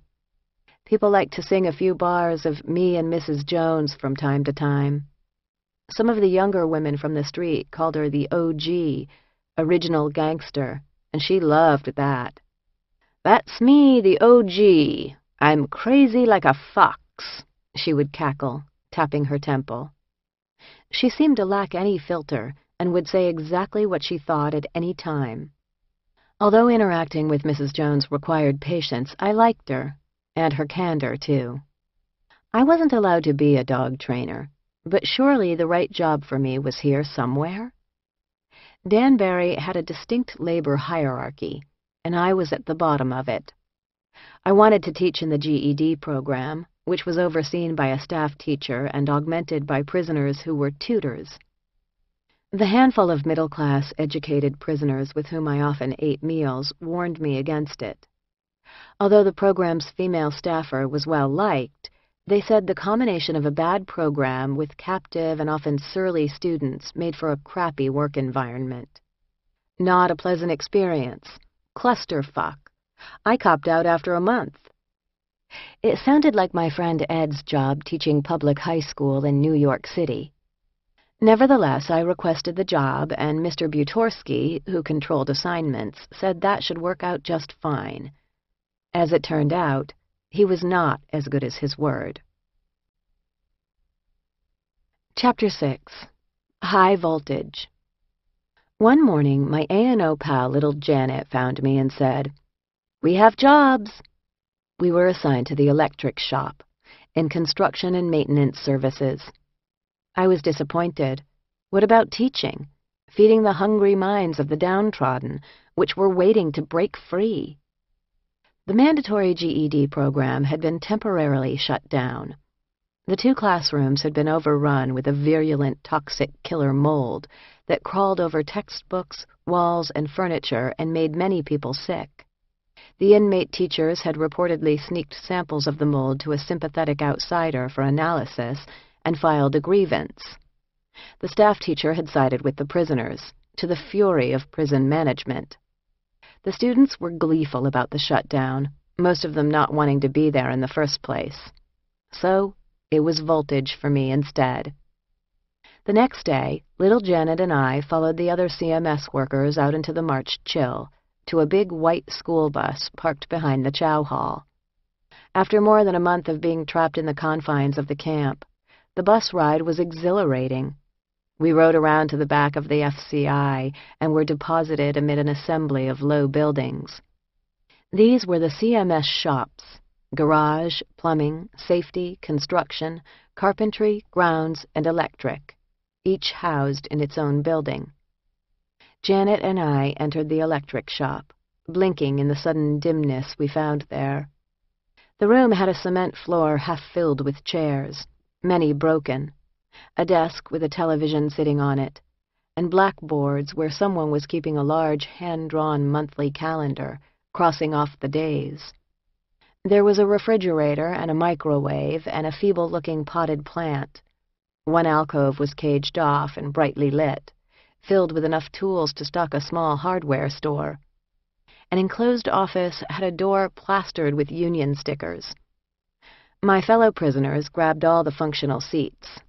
I sat on the desk next to the TV. The door banged open.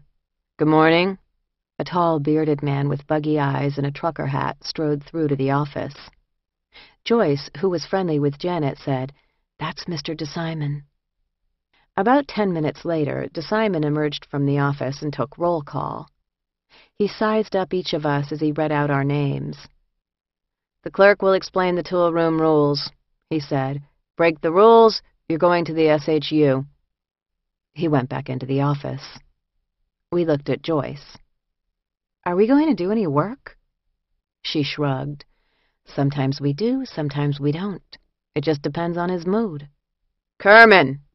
I jumped. I looked at Joyce. She widened her eyes at me. "Go in there," she hissed. I cautiously approached the office door. "Can you read, Kerman?" "Yes, Mr. DeSimon, I can read." "Good for you. Read this." He dropped a primer on his desk.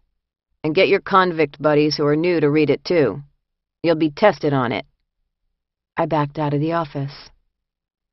The packet was a basic course in electrics: power generation, electrical current, and basic circuitry. I thought for a moment about the safety requirements of the job and looked around at my co-workers with some concern. There were a couple of old hands, like Joyce, who was Filipina and sarcastic as hell. Everyone else was new like me. In addition to little Janet, there was Shirley, an extremely nervous Italian who seemed to think she was going to be shanked at any moment; Yvette, a sweet Puerto Rican who was halfway through a 14-year sentence and yet still had, at most, 17 words of English at her command; and Levy, a tiny French-Moroccan Jew who claimed to have been educated at the Sorbonne. For all her preening about her Sorbonne education, Levy was totally useless at our electrical studies. We spent a couple of weeks studying those primers. Well, some of us did. At which point, we were given a test. Everyone cheated, sharing the answers. I was pretty sure there would be no repercussions to either flunking the test or being caught cheating. It all seemed absurd to me. No one was going to get fired for incompetence. However, simple self-preservation demanded that I read and remember the explanations of how to control electric current without frying myself. This was not how it was all going to end for me, sprawled in polyester khaki on linoleum, with a tool belt strapped to my waist. One snowy day, just a week later, we reported to the electric shop after lunch to find DeSimon jingling the keys to the big white electric shop van. "Kerman, Reales, Levy, get in the van."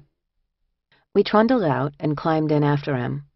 The van sped down a hill, past a building that housed a daycare for the children of COs, and through a cluster of about a dozen little white government houses where some COs lived. We often spent our workdays changing exterior light bulbs or checking the electric panels in these buildings. But today, DeSimon didn't stop. Instead, he pulled off of prison property and onto the main thoroughfare that skirted the institution. Little Janet and Levy and I looked at each other in astonishment. Where on earth was he taking us? About a quarter-mile from the prison grounds, the van pulled up next to a small concrete building in a residential neighborhood. We followed DeSimon up to the building, which he unlocked. A mechanical din came from inside. "What is this place, Mr. DeSimon?" asked Levy. "Pump house. Controls water to the facility," he replied. He looked around the interior and then locked the door again.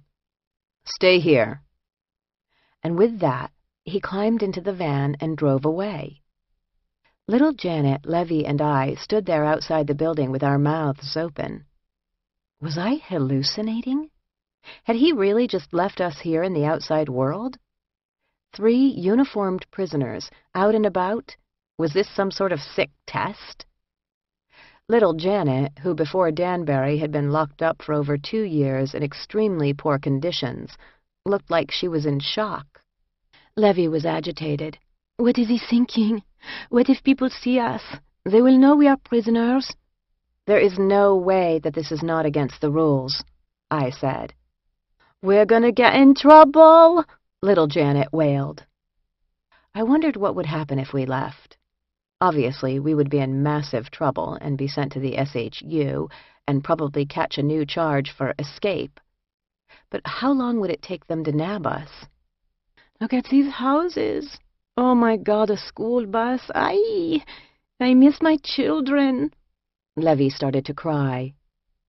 I felt terrible for anyone who was separated from her children by prison.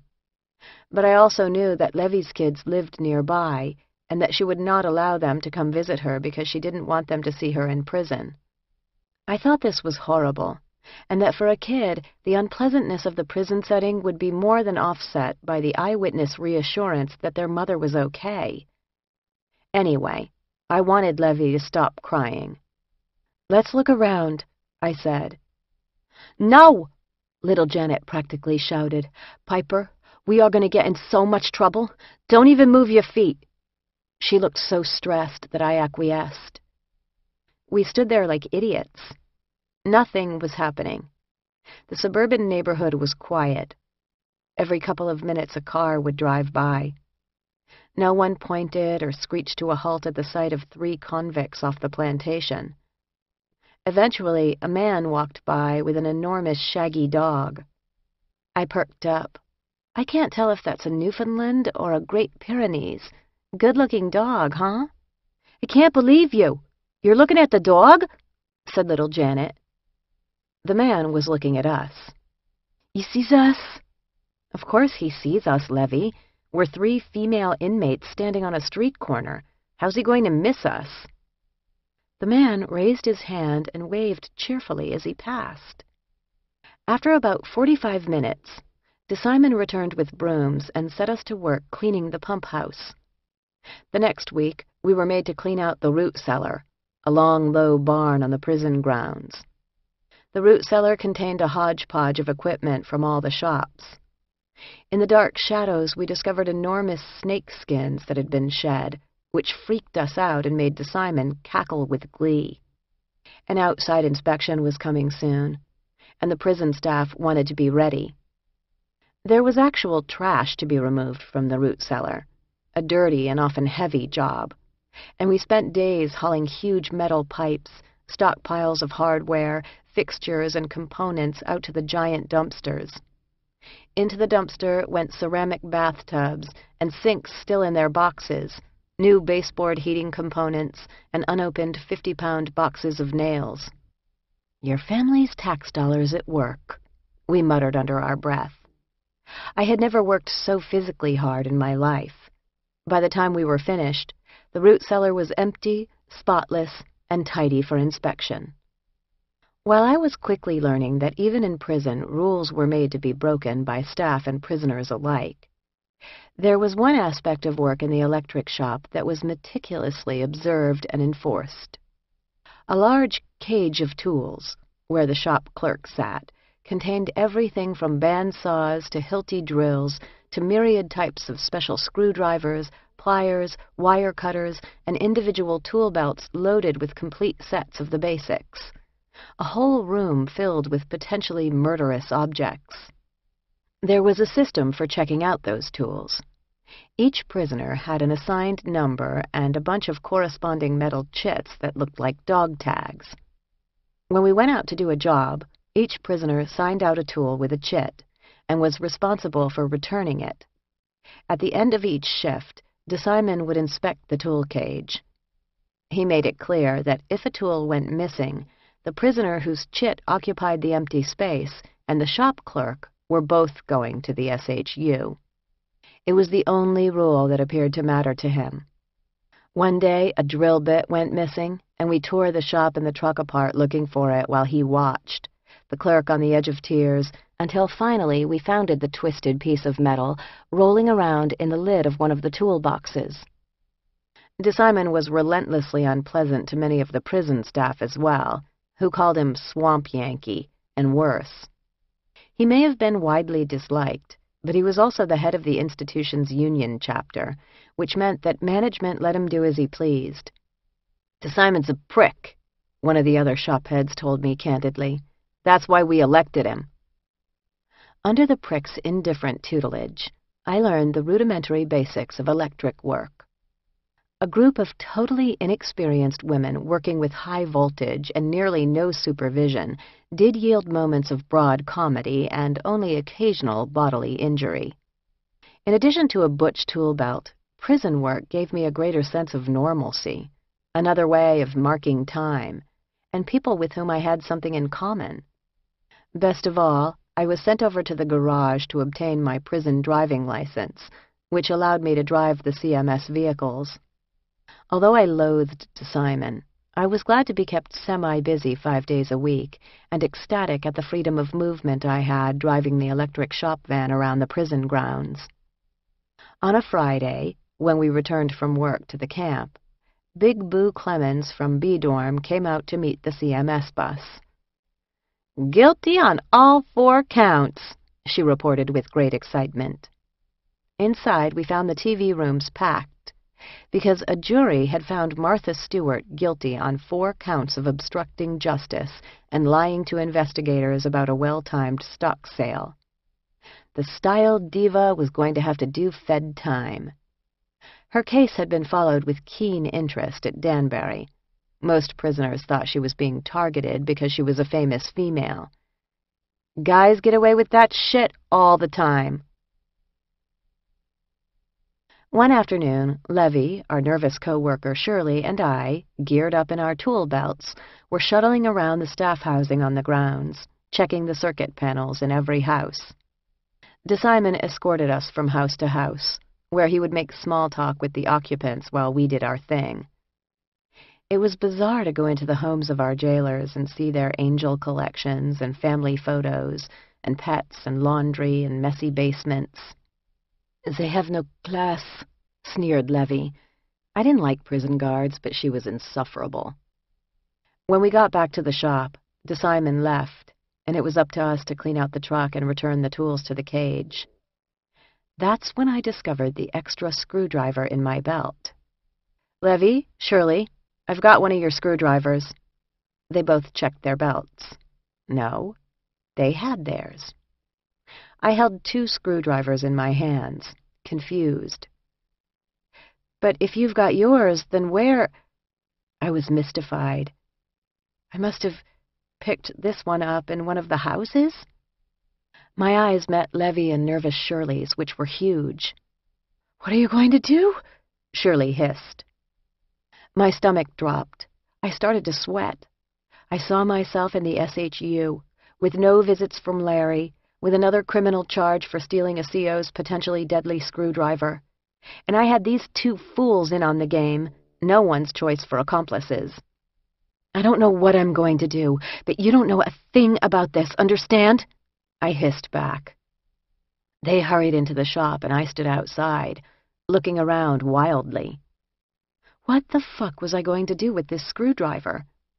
I was terrified because I knew it could be construed as a weapon. How could I get rid of it? If I found a hiding place, what if someone found it? How did you destroy a screwdriver? My eyes fixed on the CMS dumpster. It was big, and all the shops threw their garbage, all kinds of garbage in there. It got emptied often, and the garbage was taken away, to Mars as far as I was concerned. I grabbed the shop garbage and strode toward the dumpster. I fiddled with the garbage bag while I surreptitiously wiped the screwdriver like a maniac, trying to get rid of fingerprints. Then I flung both into the dumpster, which unfortunately didn't sound very full. It was done. Heart pounding, I returned to the shop and put away my tool belt. I didn't even look at nervous Shirley or Levy. That night, I went over the screwdriver problem again and again in my mind. What if the CO noticed it was missing and remembered that inmates had been in his house? He would raise the alarm, and then what? An investigation, interrogations, and then Levy and nervous Shirley would give me up in a hot second. I closed my eyes. I was dead.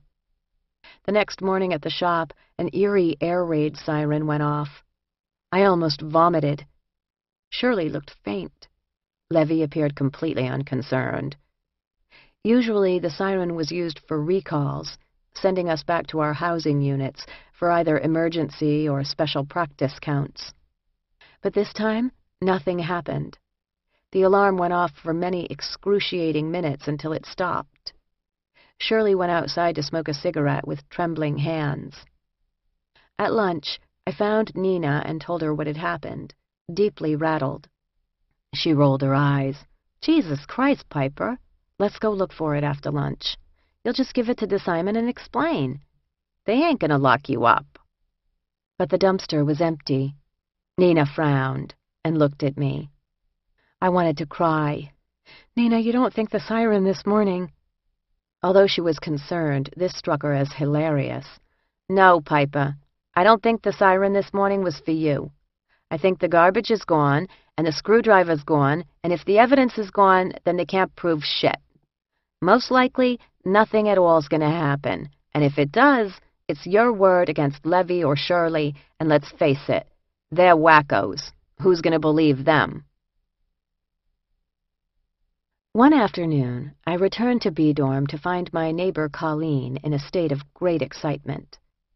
"My girls Jay and Bobby just got here from Brooklyn. Pipester, you got any extra toothpaste I can give them or any other stuff?" Colleen explained that before she'd been designated to Danbury, she had spent time with her two friends in the Brooklyn Metropolitan Correctional Center, also known as a federal jail. Now her pals had just arrived off the transport bus. "They're both real cool, Piper. You'll like them." On my way to the gym, I saw a black woman and a white woman standing out behind the camp building in the early spring drizzle, staring up at the clouds. I didn't recognize them. I decided they must be Colleen's friends. "Hey, I'm Piper. Are you guys Colleen's friends? I live next to her. Let me know if you need anything." They lowered their faces from the sky and looked at me. The black woman was about 30, pretty and solidly built with high cheekbones. She looked like she'd been carved out of super smooth wood. The white woman was smaller and older, maybe 45, and had coarse skin like a coral reef and eyes with as many shades of blue as the ocean. Right now, they looked aquamarine. "Thanks," she said. "I'm Bobby. This is Jay. You got any cigarettes?" Her heavy New York accent suggested many late nights and many cigarettes. "Hi, Jay. No, sorry, I don't smoke. I've got toiletries, though, if you need." I was getting wet and it was cold. Still, I was curious about these two. "Kinda crap weather out here." At this, they looked at each other. "We ain't felt the rain for 2 years," said Jay, the black woman. "What?" "In Brooklyn, there's a little rec deck to take us up on, but it's covered over, barbed wire and shit. and you don't really see the sky," she explained. "So we don't mind the rain. We love it." And she put her head back again, face up, as close to the sky as it could get. In the electric shop, things were changing. Vera, the woman with the most experience, left to go to the only women's boot camp program in Texas. Boot camp, an early release program that has since been eliminated, was 6 hard months in the Texas heat, where rumor had it that you were housed in a giant tent and required to shave your pubic hair to make insect detection easier. Vera's departure to Texas meant that the leadership in the electric shop shifted to Joyce. Joyce was a reasonably confident replacement, having learned from Vera how to do the electric work that was required on a frequent or daily basis, changing 8-foot-long fluorescents, replacing the ballasts of light fixtures, installing new exit signs and fixtures, and checking circuit boards. Levy soon became the unifying factor in the shop. The rest of us united against her. She was insufferable, crying daily and complaining loudly and constantly about her measly 6-month sentence, asking inappropriate personal questions, trying to boss people around, and making appalling and loud statements about other prisoners' appearance and lack of education, sophistication, or class, as she put it. More than once, campers had to be talked out of kicking her ass, which was done by reminding them that she was not worth the trip to the SHU. Most of the time, she was nervous, verging on hysterical, which manifested in dramatic physical symptoms. An astonishing hive-like swelling made her look like the Elephant Man, and her always sweating hands made her particularly useless for working with electricity. DeSimon kept a television in the shop. He would periodically emerge from his office, toss a VHS tape at us, and grunt, "Watch this," then leave us for hours. These instructional videos explain the rudiments of electrical current and also very basic wiring procedures. While uninterested in the content of the videos, my co-workers quickly figured out how to rig up the TV with an illegal makeshift antenna. That way, we could watch Jerry Springer. One con would man the lookout post by the window to spot any approaching COs. I was trying to learn some Spanish, and my co-worker Yvette was very patiently trying to teach me, but what I managed to pick up was almost exclusively about food, sex, or curses. Yvette was by far the most competent of my co-workers, and she and I would often work together on any electrical job requiring proficiency with tools. This occasioned conversations where every sentence suffered from multiple fractures, coupled with a lot of cautious mime. Neither of us wanted to get shocked. I had already learned the hard way what that was like. Your head snaps back as if you've been kicked under the chin. Jay, my neighbor Colleen's pal, was assigned to the electric shop. She had been cleared to work back in the Brooklyn MCC, so her paperwork didn't take long. She got the clerk job. "As long as I don't have to touch wires and shit, I'm cool," she said. By default, she hung out with me at work. I was best buddies with Little Janet, and Little Janet was the only other black person in electric. As the New England spring took its sweet time arriving, the three of us occupied the bench in front of the shop, smoking and watching the comings and goings of other prisoners. The guards went in and out of their deluxe gym, which was located directly across from the electric building. There were long stretches of inactivity during which we shot the shit, about the drug game, distant memories for me, about New York City, where we all were from, about men, about life. Little Janet could hold her own with us, despite being 15 years younger, and I could hold my own with them, despite being white. Little Janet was excitable, eager to argue a point or show off a dance move or just act silly, while Jay was funny and mellow, with an easy laugh. She had served just 2 years of a 10-year sentence, but she never seemed bitter, just measured and mindful. But she had a quiet sadness about her, and a deep, still quality that seemed to be the part of her that she would not allow her surroundings and circumstances to destroy. When she talked about her sons, a teenager and an 8-year-old, Her face shone. I admired the humor and calm with which she handled her losses in our prison world. Her dignity was not as quiet as Natalie's, but was just as lovely. Joyce, from the electric shop, was going home soon. She had drawn the calendar on the blackboard in the shop and would cross off every day that passed with chalk. About a week before she was due for release, she asked if I would color her hair. I must have shown my surprise at the intimate request. "You're the only one I know who seems like they won't fuck it up," she explained in her sharp, matter-of-fact way. We went into the salon room off the camp's main hallway, a space that occupied as much room as the law library, about the size of a large closet. There were 2 old pink hair sinks with nozzles for rinsing, a couple of salon chairs in almost total disrepair, and some standing dryers that looked like they were from the early 1960s. Shears and other cutting instruments were kept in a locked cage mounted on the wall. Only the CO could unlock it. One of the chairs was occupied by a woman having her hair set by a friend. As I worked on the sections of Joyce's straight, shiny hair, carefully following the directions on the box, I felt proud that she had asked me. But I also felt a bit more like a normal girl, performing beauty chores with girlfriends. When I accidentally sent the sink nozzle shooting out of control, spraying water everywhere, to my surprise, everyone laughed instead of cursing me out. Maybe, just a little, I was starting to fit in. In the free world, your residence can be a peaceful retreat from a long day at work. In prison, not so much. A loud discussion of farting was happening in B dorm. It had been initiated by Asia, who didn't actually live in B and was chased out. "Asia, you're out of bounds. Get your grimy ass out of here, you project hoe," someone bawled after her.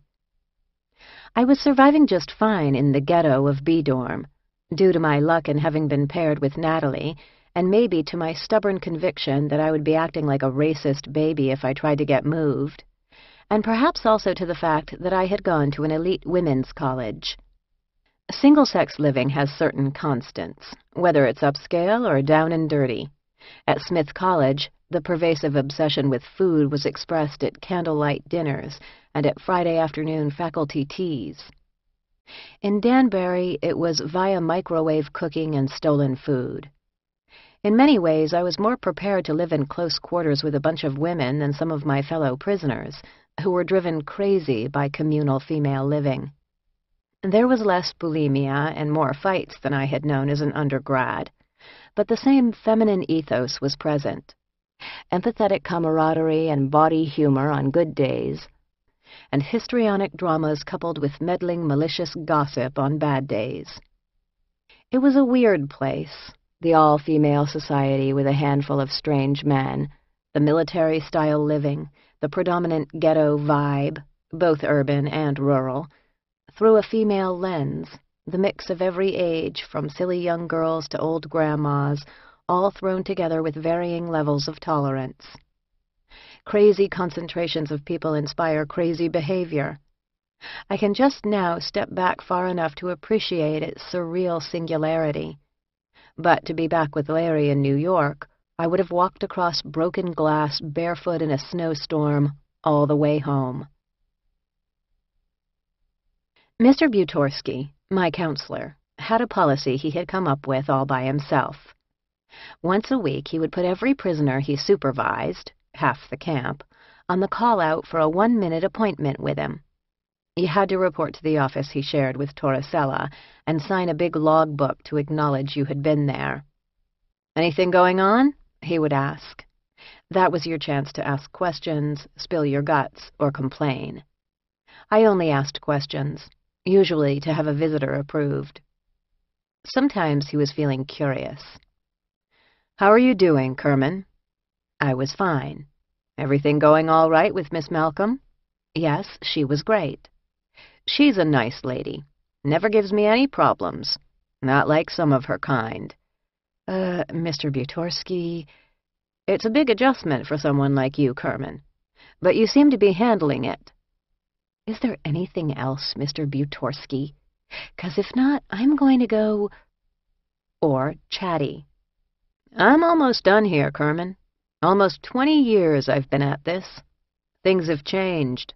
People at the top have different ideas about how to do things. Of course, they have no idea what really goes on here with these people. Well, Mr. Butorsky, I'm sure you'll enjoy retirement. Yeah, I'm thinking of someplace like Wisconsin, where there's more of us Northerners, if you know what I mean. Minetta, the town driver who had brought me up to camp on my first day, was due to be released in April. As her date was nearing, the line of succession was the hot topic around camp, as the town driver was the one prisoner who was allowed off the plantation on a daily basis. She was responsible for doing errands for the prison staff in town, ferrying inmates and their CO escorts to hospital appointments, and driving prisoners to the bus station after they had been released, plus any other mission that was handed to her. Never, ever had a town driver been chosen who was not a Northerner. One day, I went into the counselor's office for my call-out minute. As I was signing the book, Mr. Butorsky stared at me. Kerman, how about applying for the town driver position? Minetta is leaving soon. We need someone responsible for that job. It's an important job. Let me think about it, Mr. Butorsky? Sure, Kerman. You go right ahead and think about it. On the one hand, being the town driver would mean the opportunity to rendezvous with Larry in gas station bathrooms in the outside world. On the other hand, the town driver was widely held to be the designated camp snitch. I was no snitch, no way. And clearly no good could come from coziness with prison staff, which the town driver position required. The uncomfortable privilege and collaborator subtext was more than I could stomach. Plus, after my screwdriver misadventure, I didn't have the stomach for illicit activities, even assignations, no matter how much I lusted for Larry. The next week in Butorsky's office, I quietly turned the job down, much to his surprise. When I first arrived at the camp, Pop, the ruler of the kitchen, would watch the prison-screened movie of the week, flanked by Minetta and Nina, Pop's bunkie. They would sit in a prime spot in the back of the room and kibitz and enjoy contraband delicacies, courtesy of Pop.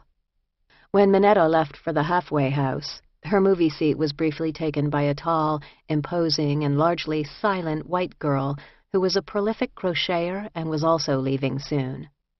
Nina was also preparing to depart, but she was going down the hill to a 9-month residential drug program.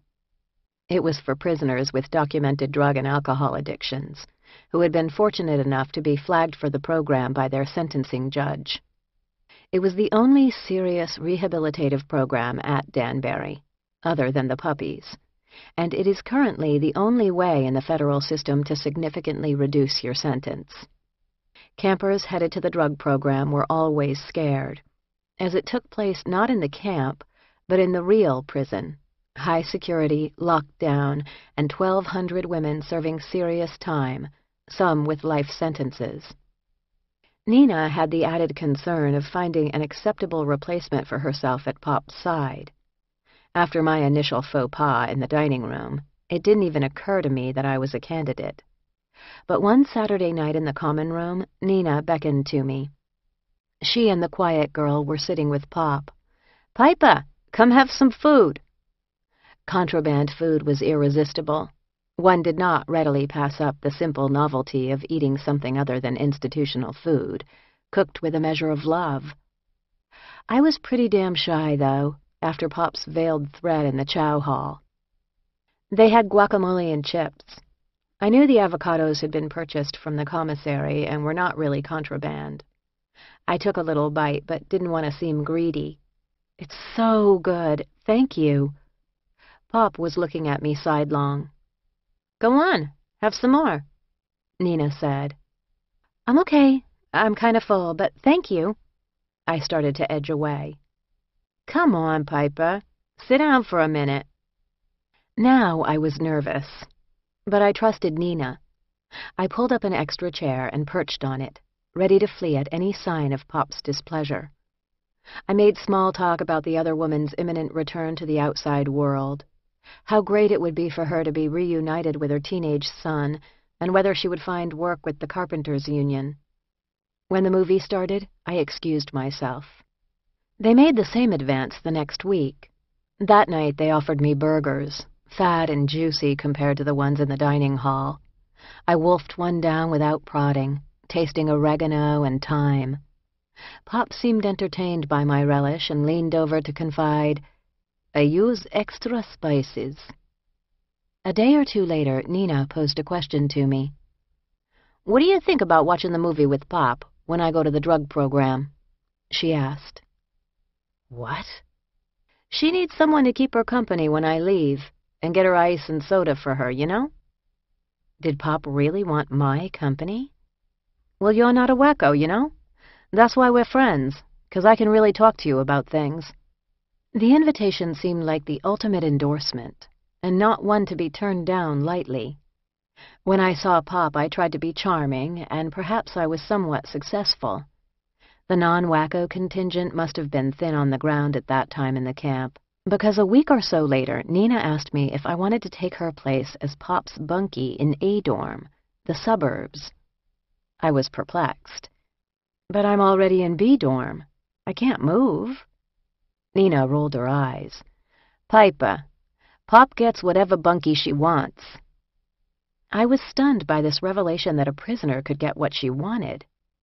Of course, if that inmate is the prime reason that your institutional kitchen runs in an orderly fashion— "You mean they'll move me?" More eye-rolling. I frowned, lost between contradictory impulses.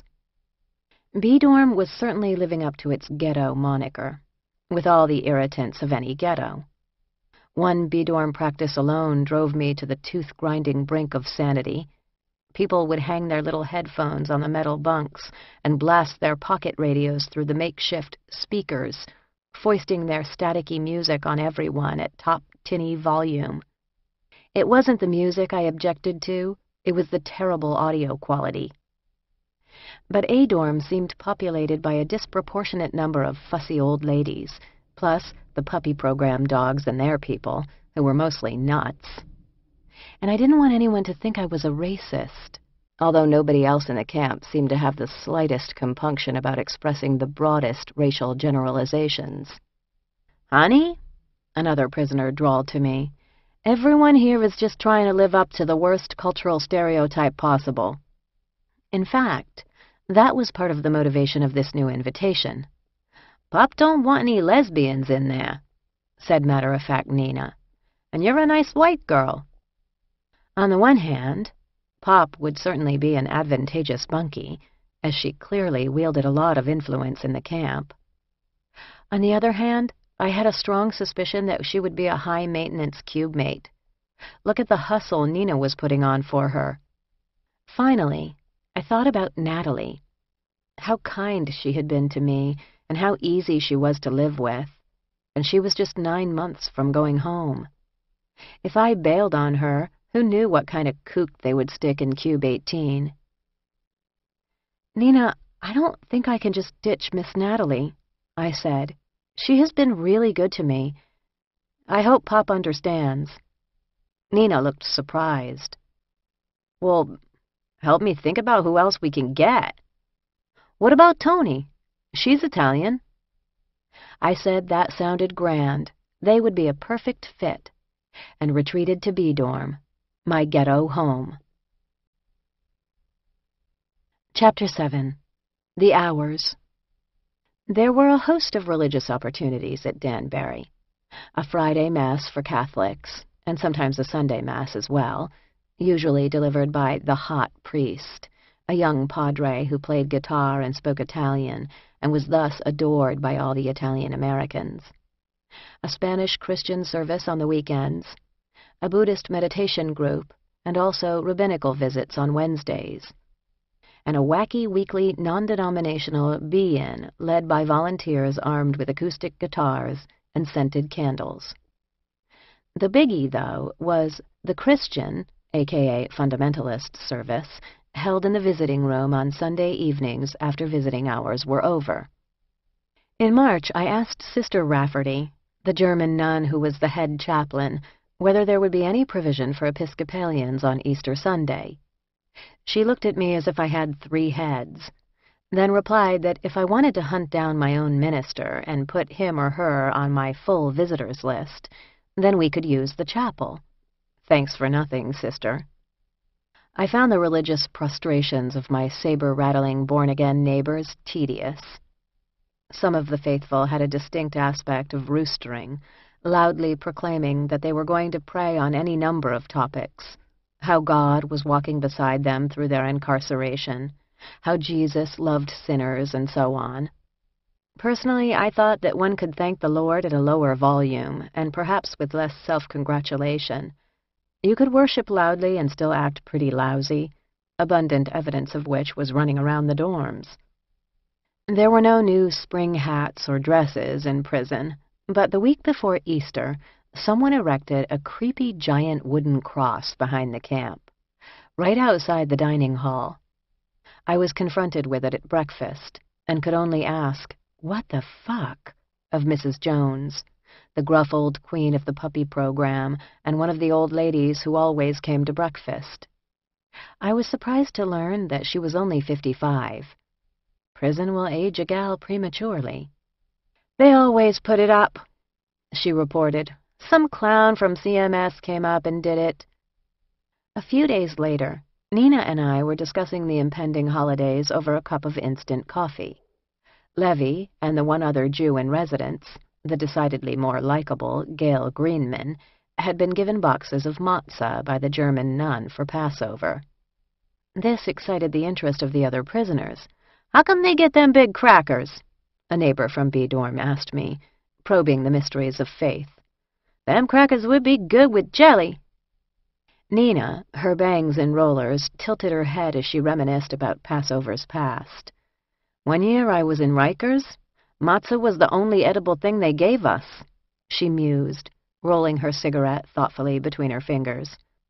"It's delicious with butter." This year I would not be ferrying back and forth between Larry's family Seder and my own Easter traditions. Too bad. I loved the 10 plagues. Pop and her crew pulled out all the stops for Easter dinner. It was positively lavish, a spring miracle. The menu?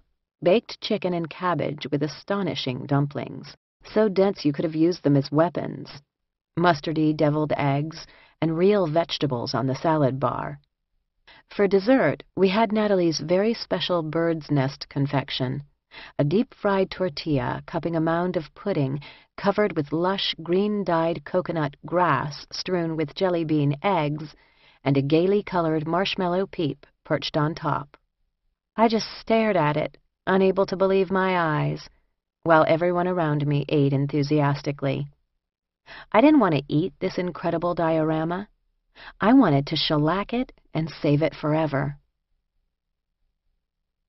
Right after Easter, Nina left to go down the hill to the high-security prison for the drug program. I would miss her. She had been knitting a scarf for weeks and weeks, and I had been consulting on it. "What color do you think now?" she would say, pulling out a remarkable collection of little scraps of yarn she had scavenged. "Purple," I would point. "Green." The whole camp was in the process of readying the 8 women who were entering the strict 9-month drug program. This process included purging any contraband they might have, acquiring new stuff at commissary, and loading them up with snacks and messages to carry to women who were doing time down the hill. It was a bit like sending them off to a scary summer camp. Nina would be just a few hundred yards away behind that awful fence, but it might as well have been thousands of miles. I might never see her again. Along with the 7 other women, her duffel bag was loaded into the town driver's van, and I hugged her. "Thank you, Nina, for everything. The scarf's for you, Piper. I'm going to finish it." Pop was crying. As Nina headed down the hill to the FCI, I felt a real sense of loss. She was the first real friend I had made, and I wouldn't have any contact with her at all. Prison is so much about the people who are missing from your life and who fill your imagination. Some of the missing were just across the prison grounds. I knew a half-dozen women who had sisters or cousins down the hill in the high-security prison. One day, while walking back to work after lunch, I glimpsed Nina through the back gate of the FCI and went crazy, jumping up and down and waving. She saw me and waved too. The truck that patrolled the prison perimeter screeched to a halt between us. "Cut that shit out!" came sharply from the guard inside. Pop, who had spent many years down on the compound before being moved up to the camp, had enlisted multiple messengers to deliver treats to her friends still behind the wire. Living in A-dorm, the suburbs, Pop had an enormous locker in her cube, twice the size of mine and Natalie's. It was crammed with a bounty of her favorite things, food items like Spam that were no longer available on commissary, clothing from long ago that no one else had, and most important, perfume. She liked to mix her own, a little white diamonds, a little opium. Ode to Pop. "I'm almost done," said Pop, as she selected a few precious contraband lace brassiers to send to a friend doing life down the hill. "What am I hanging on to these for? I go home in January. I'll get pretty new bras for my jewels." Pop was a source of wonder and mystery and revelation. I didn't know it at the time, but Nina had set me up with a woman who would help me do my time in every sense of the word, who would baby me when I needed it most, and tell me to suck it up and get tough when there was no other option. She had cast a skeptical eye over me at first, but when I procured a wooden board from the CMS shop to put under her mattress for back support, her opinion of me improved significantly. My ability to write her furlough requests was also useful, but it was my voracious appetite for her cooking and her stories that won her over. Pop had lived a crazy life on the outside, arriving in this country from Russia at the age of 3. She was married out of her parents' house at 18 to a Russian gangster. Their life together had included all the excessive disco splendor of New York in the 1970s and 1980s, and several years on the run from the feds. The feds tried to nail us every which way. My husband would just laugh. Well, if they wanted you bad enough, they're gonna get you. They don't ever give up. Her husband was in prison somewhere down south, and her children were grown now. She had lost everything, yet managed to take a dozen years in prison and hold it all together and make the best of it. Pop was cunning and exuberant. She was kind, but she could be ruthless. She knew how to work the system, and also how not to let them break you. And they were always trying. Pop's grown children came to visit her every week, along with several other family members, murmuring in Russian. The visiting room was the only place I ever saw her in regulation khaki uniform. Otherwise, she was always in her checked kitchen pants, burgundy smock with Pop embroidered on the breast in white yarn, and a hairnet. But for visits, she would always fix her hair and put on makeup, so she would look ladylike, girlish almost.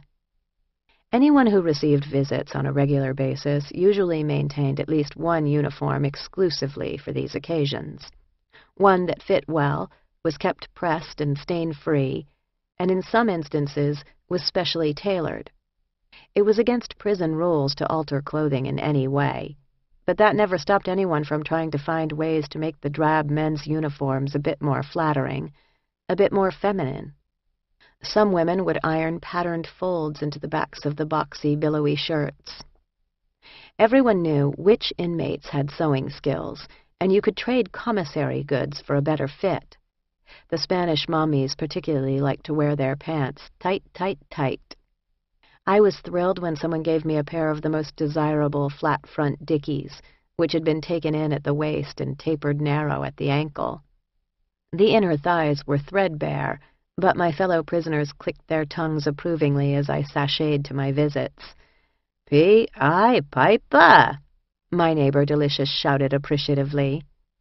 "Brick house," Larry agreed. his eyes popping when he first saw me in the tight pants. Hair was at least as important as unis. This was not an issue for a blonde, straight-haired gal like me, but for the black and Spanish women, it was the source of endless preoccupation and countless woman hours. You could generally tell who was expecting a visit by the state of their hair. There were frequent disputes about chair time in the salon room, played out against the overpowering smells of perm solution and burning hair. The electric supply for the room was insufficient for the demand, and the circuits tripped all the time. But reprehensible DeSimon refused to do anything about it. "They ought to close that so-called beauty salon down," he snarled, when the gals in the shop suggested that the electric crew might work on the wiring there. "It's not working on these convicts." Once a prisoner completed her coiffure, she could move on to makeup. Approximately a third of the population wore makeup almost every day, out of habit, as an effort to feel normal, or to be more alluring either to a staffer or another inmate. It was bought at the commissary, or in the case of one ex-stockbroker who was addicted to Borghese, smuggled in via a visitor. Before she left for the drug program, Nina gave me a little heart-shaped compact, the kind you might find at a dollar store, and I experimented with lurid eyeshadow colors. A significant percentage of the Spanish women had tattooed eyeliner, lip liner, and eyebrows, an effect I found unnerving. I associated it with meatpacking district transsexual hookers. The tattooed brows never matched the real brows, which then had to be plucked or shaved, and with time they would fade from black to blue. Almost everyone expecting a visit would present themselves pressed, coiffed, and painted on the landing next to the payphones, where you could see your loved ones approaching up the hill from the parking lot. Those who weren't expecting visits would plant themselves on the stairs anyway to observe the comings and goings as a source of vicarious entertainment. They could generally identify any regulars on sight. "Oh, there's Ginger's kids. There's Angela's parents. He always drops her mom off before he parks. She's got a bad hip." Visitors had to fill out a form stating that they had no firearms or narcotics on their person. The CO would then check the inmate's list to be sure that the visitor's name was on it. You had to hope that the list was up to date, something that was completely dependent on the inmate's counselor. Did he do his paperwork? Had he bothered to turn it in? If not, tough shit. It didn't matter who your visitor was or how far they had come to see you, they were not getting in. Larry told me how painful it was to watch every visitor, old or young, street punk or fancy yuppie, have to suck it up and kiss the prison guard's ass in the hope of culling some sort of favor. The power games that fueled so much of the prisoner guard experience extended to the visiting room. Larry came to see me every week, and I lived for those visits. They were the highlight of my life in Danbury, a chest-filling affirmation of how much I loved him. My mother drove 6 hours round trip until I begged her to come every other week. I saw more of her during the 11 months I was at Danbury than I had in all my previous adult years. Yoga Janet and Sister Platy always had a lot of visitors, aging counterculture hipsters and rosy-cheeked lefties in homespun Guatemalan cottons, respectively. Sister Platy was frustrated by the BOP's effective censorship of her visiting list. International peace figures had tried to gain permission to visit her and had been denied. Some women never got visits because they had effectively said goodbye to the outside world. No children, no parents, no friends, nobody. Some of them were halfway around the world from home, and some of them didn't have a home. Some women stated flatly that they did not want their people to see them in a place like this. In general, the longer you were down, the fewer and farther between were your visits. I worried about my bunkie, Natalie, finishing her 8-year bid. She spoke to her young son on the phone every night and received many letters, but didn't have a single visit in the year we lived together. I observed the unspoken privacy wall we erected between us in our 7 by 10 foot space, and never asked. Although each day often seemed endless, now each week came to an end before I expected it, hastened by visiting hours. I was remarkably lucky to have a visit from someone on Thursday or Friday, and also on Saturday or Sunday. This was a function of Larry and my mother's commitment, plus that of a large stock of friends in New York who were eager to come see me.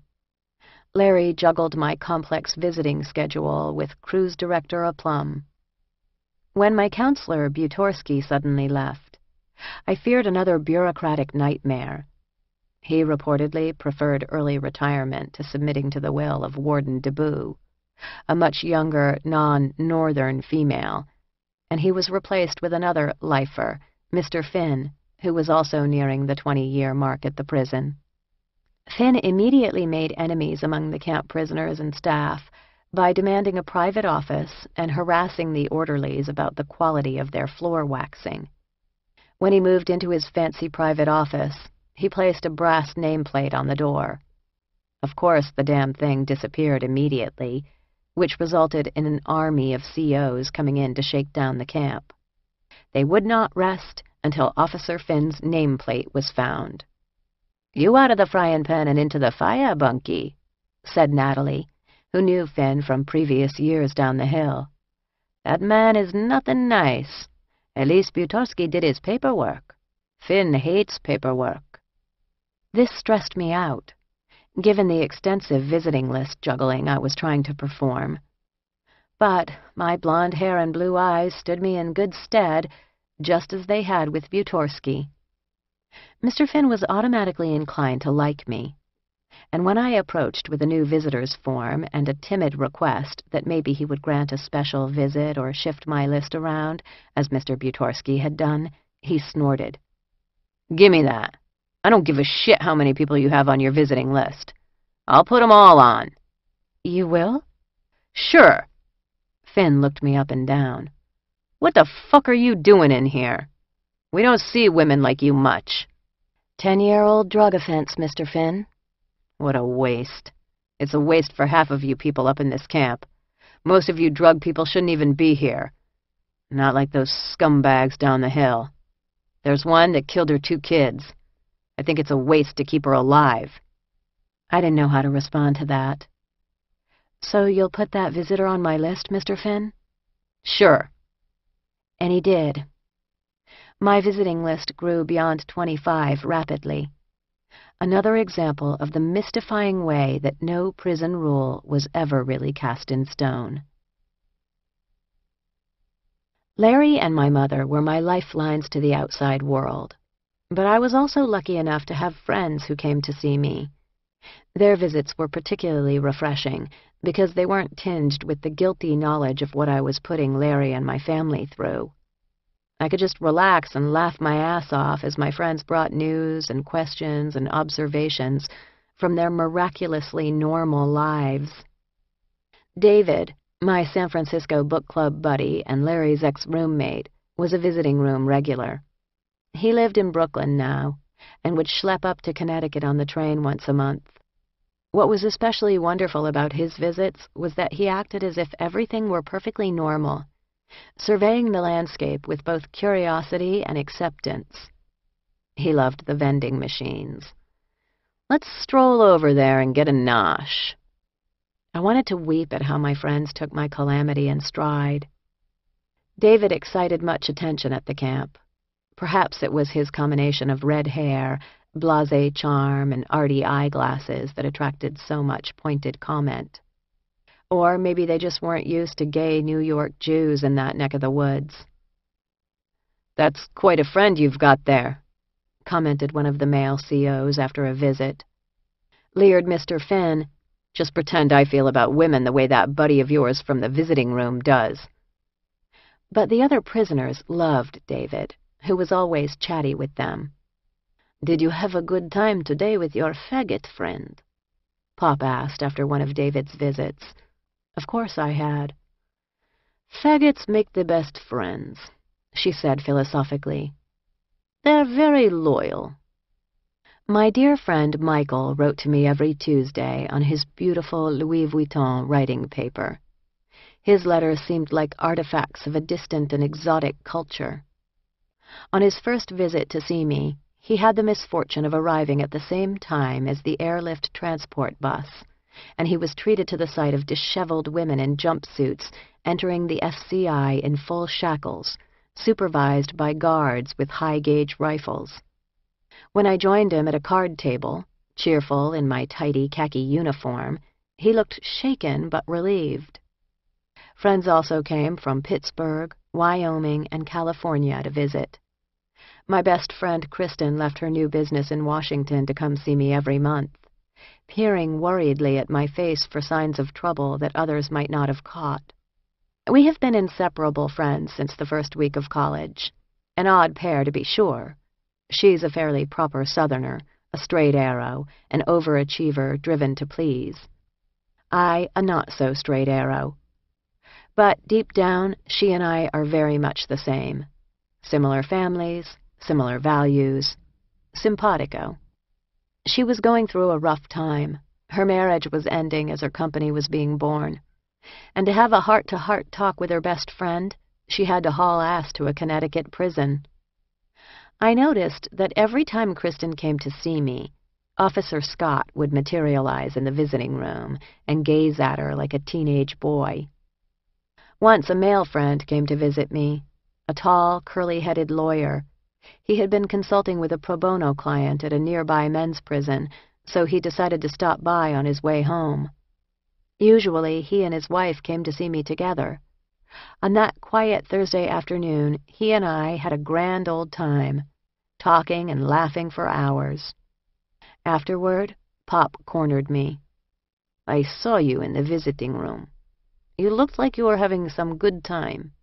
So who is that guy? Does Larry know he's visiting you?"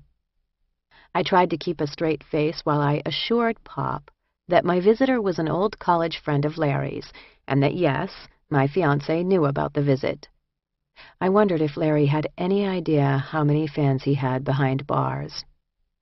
When visiting hours were over, the last inmate stragglers hugged and kissed their loved ones goodbye, and we were left together, sometimes lost in our own thoughts, hoping the CO would be lazy and skip the strip searches.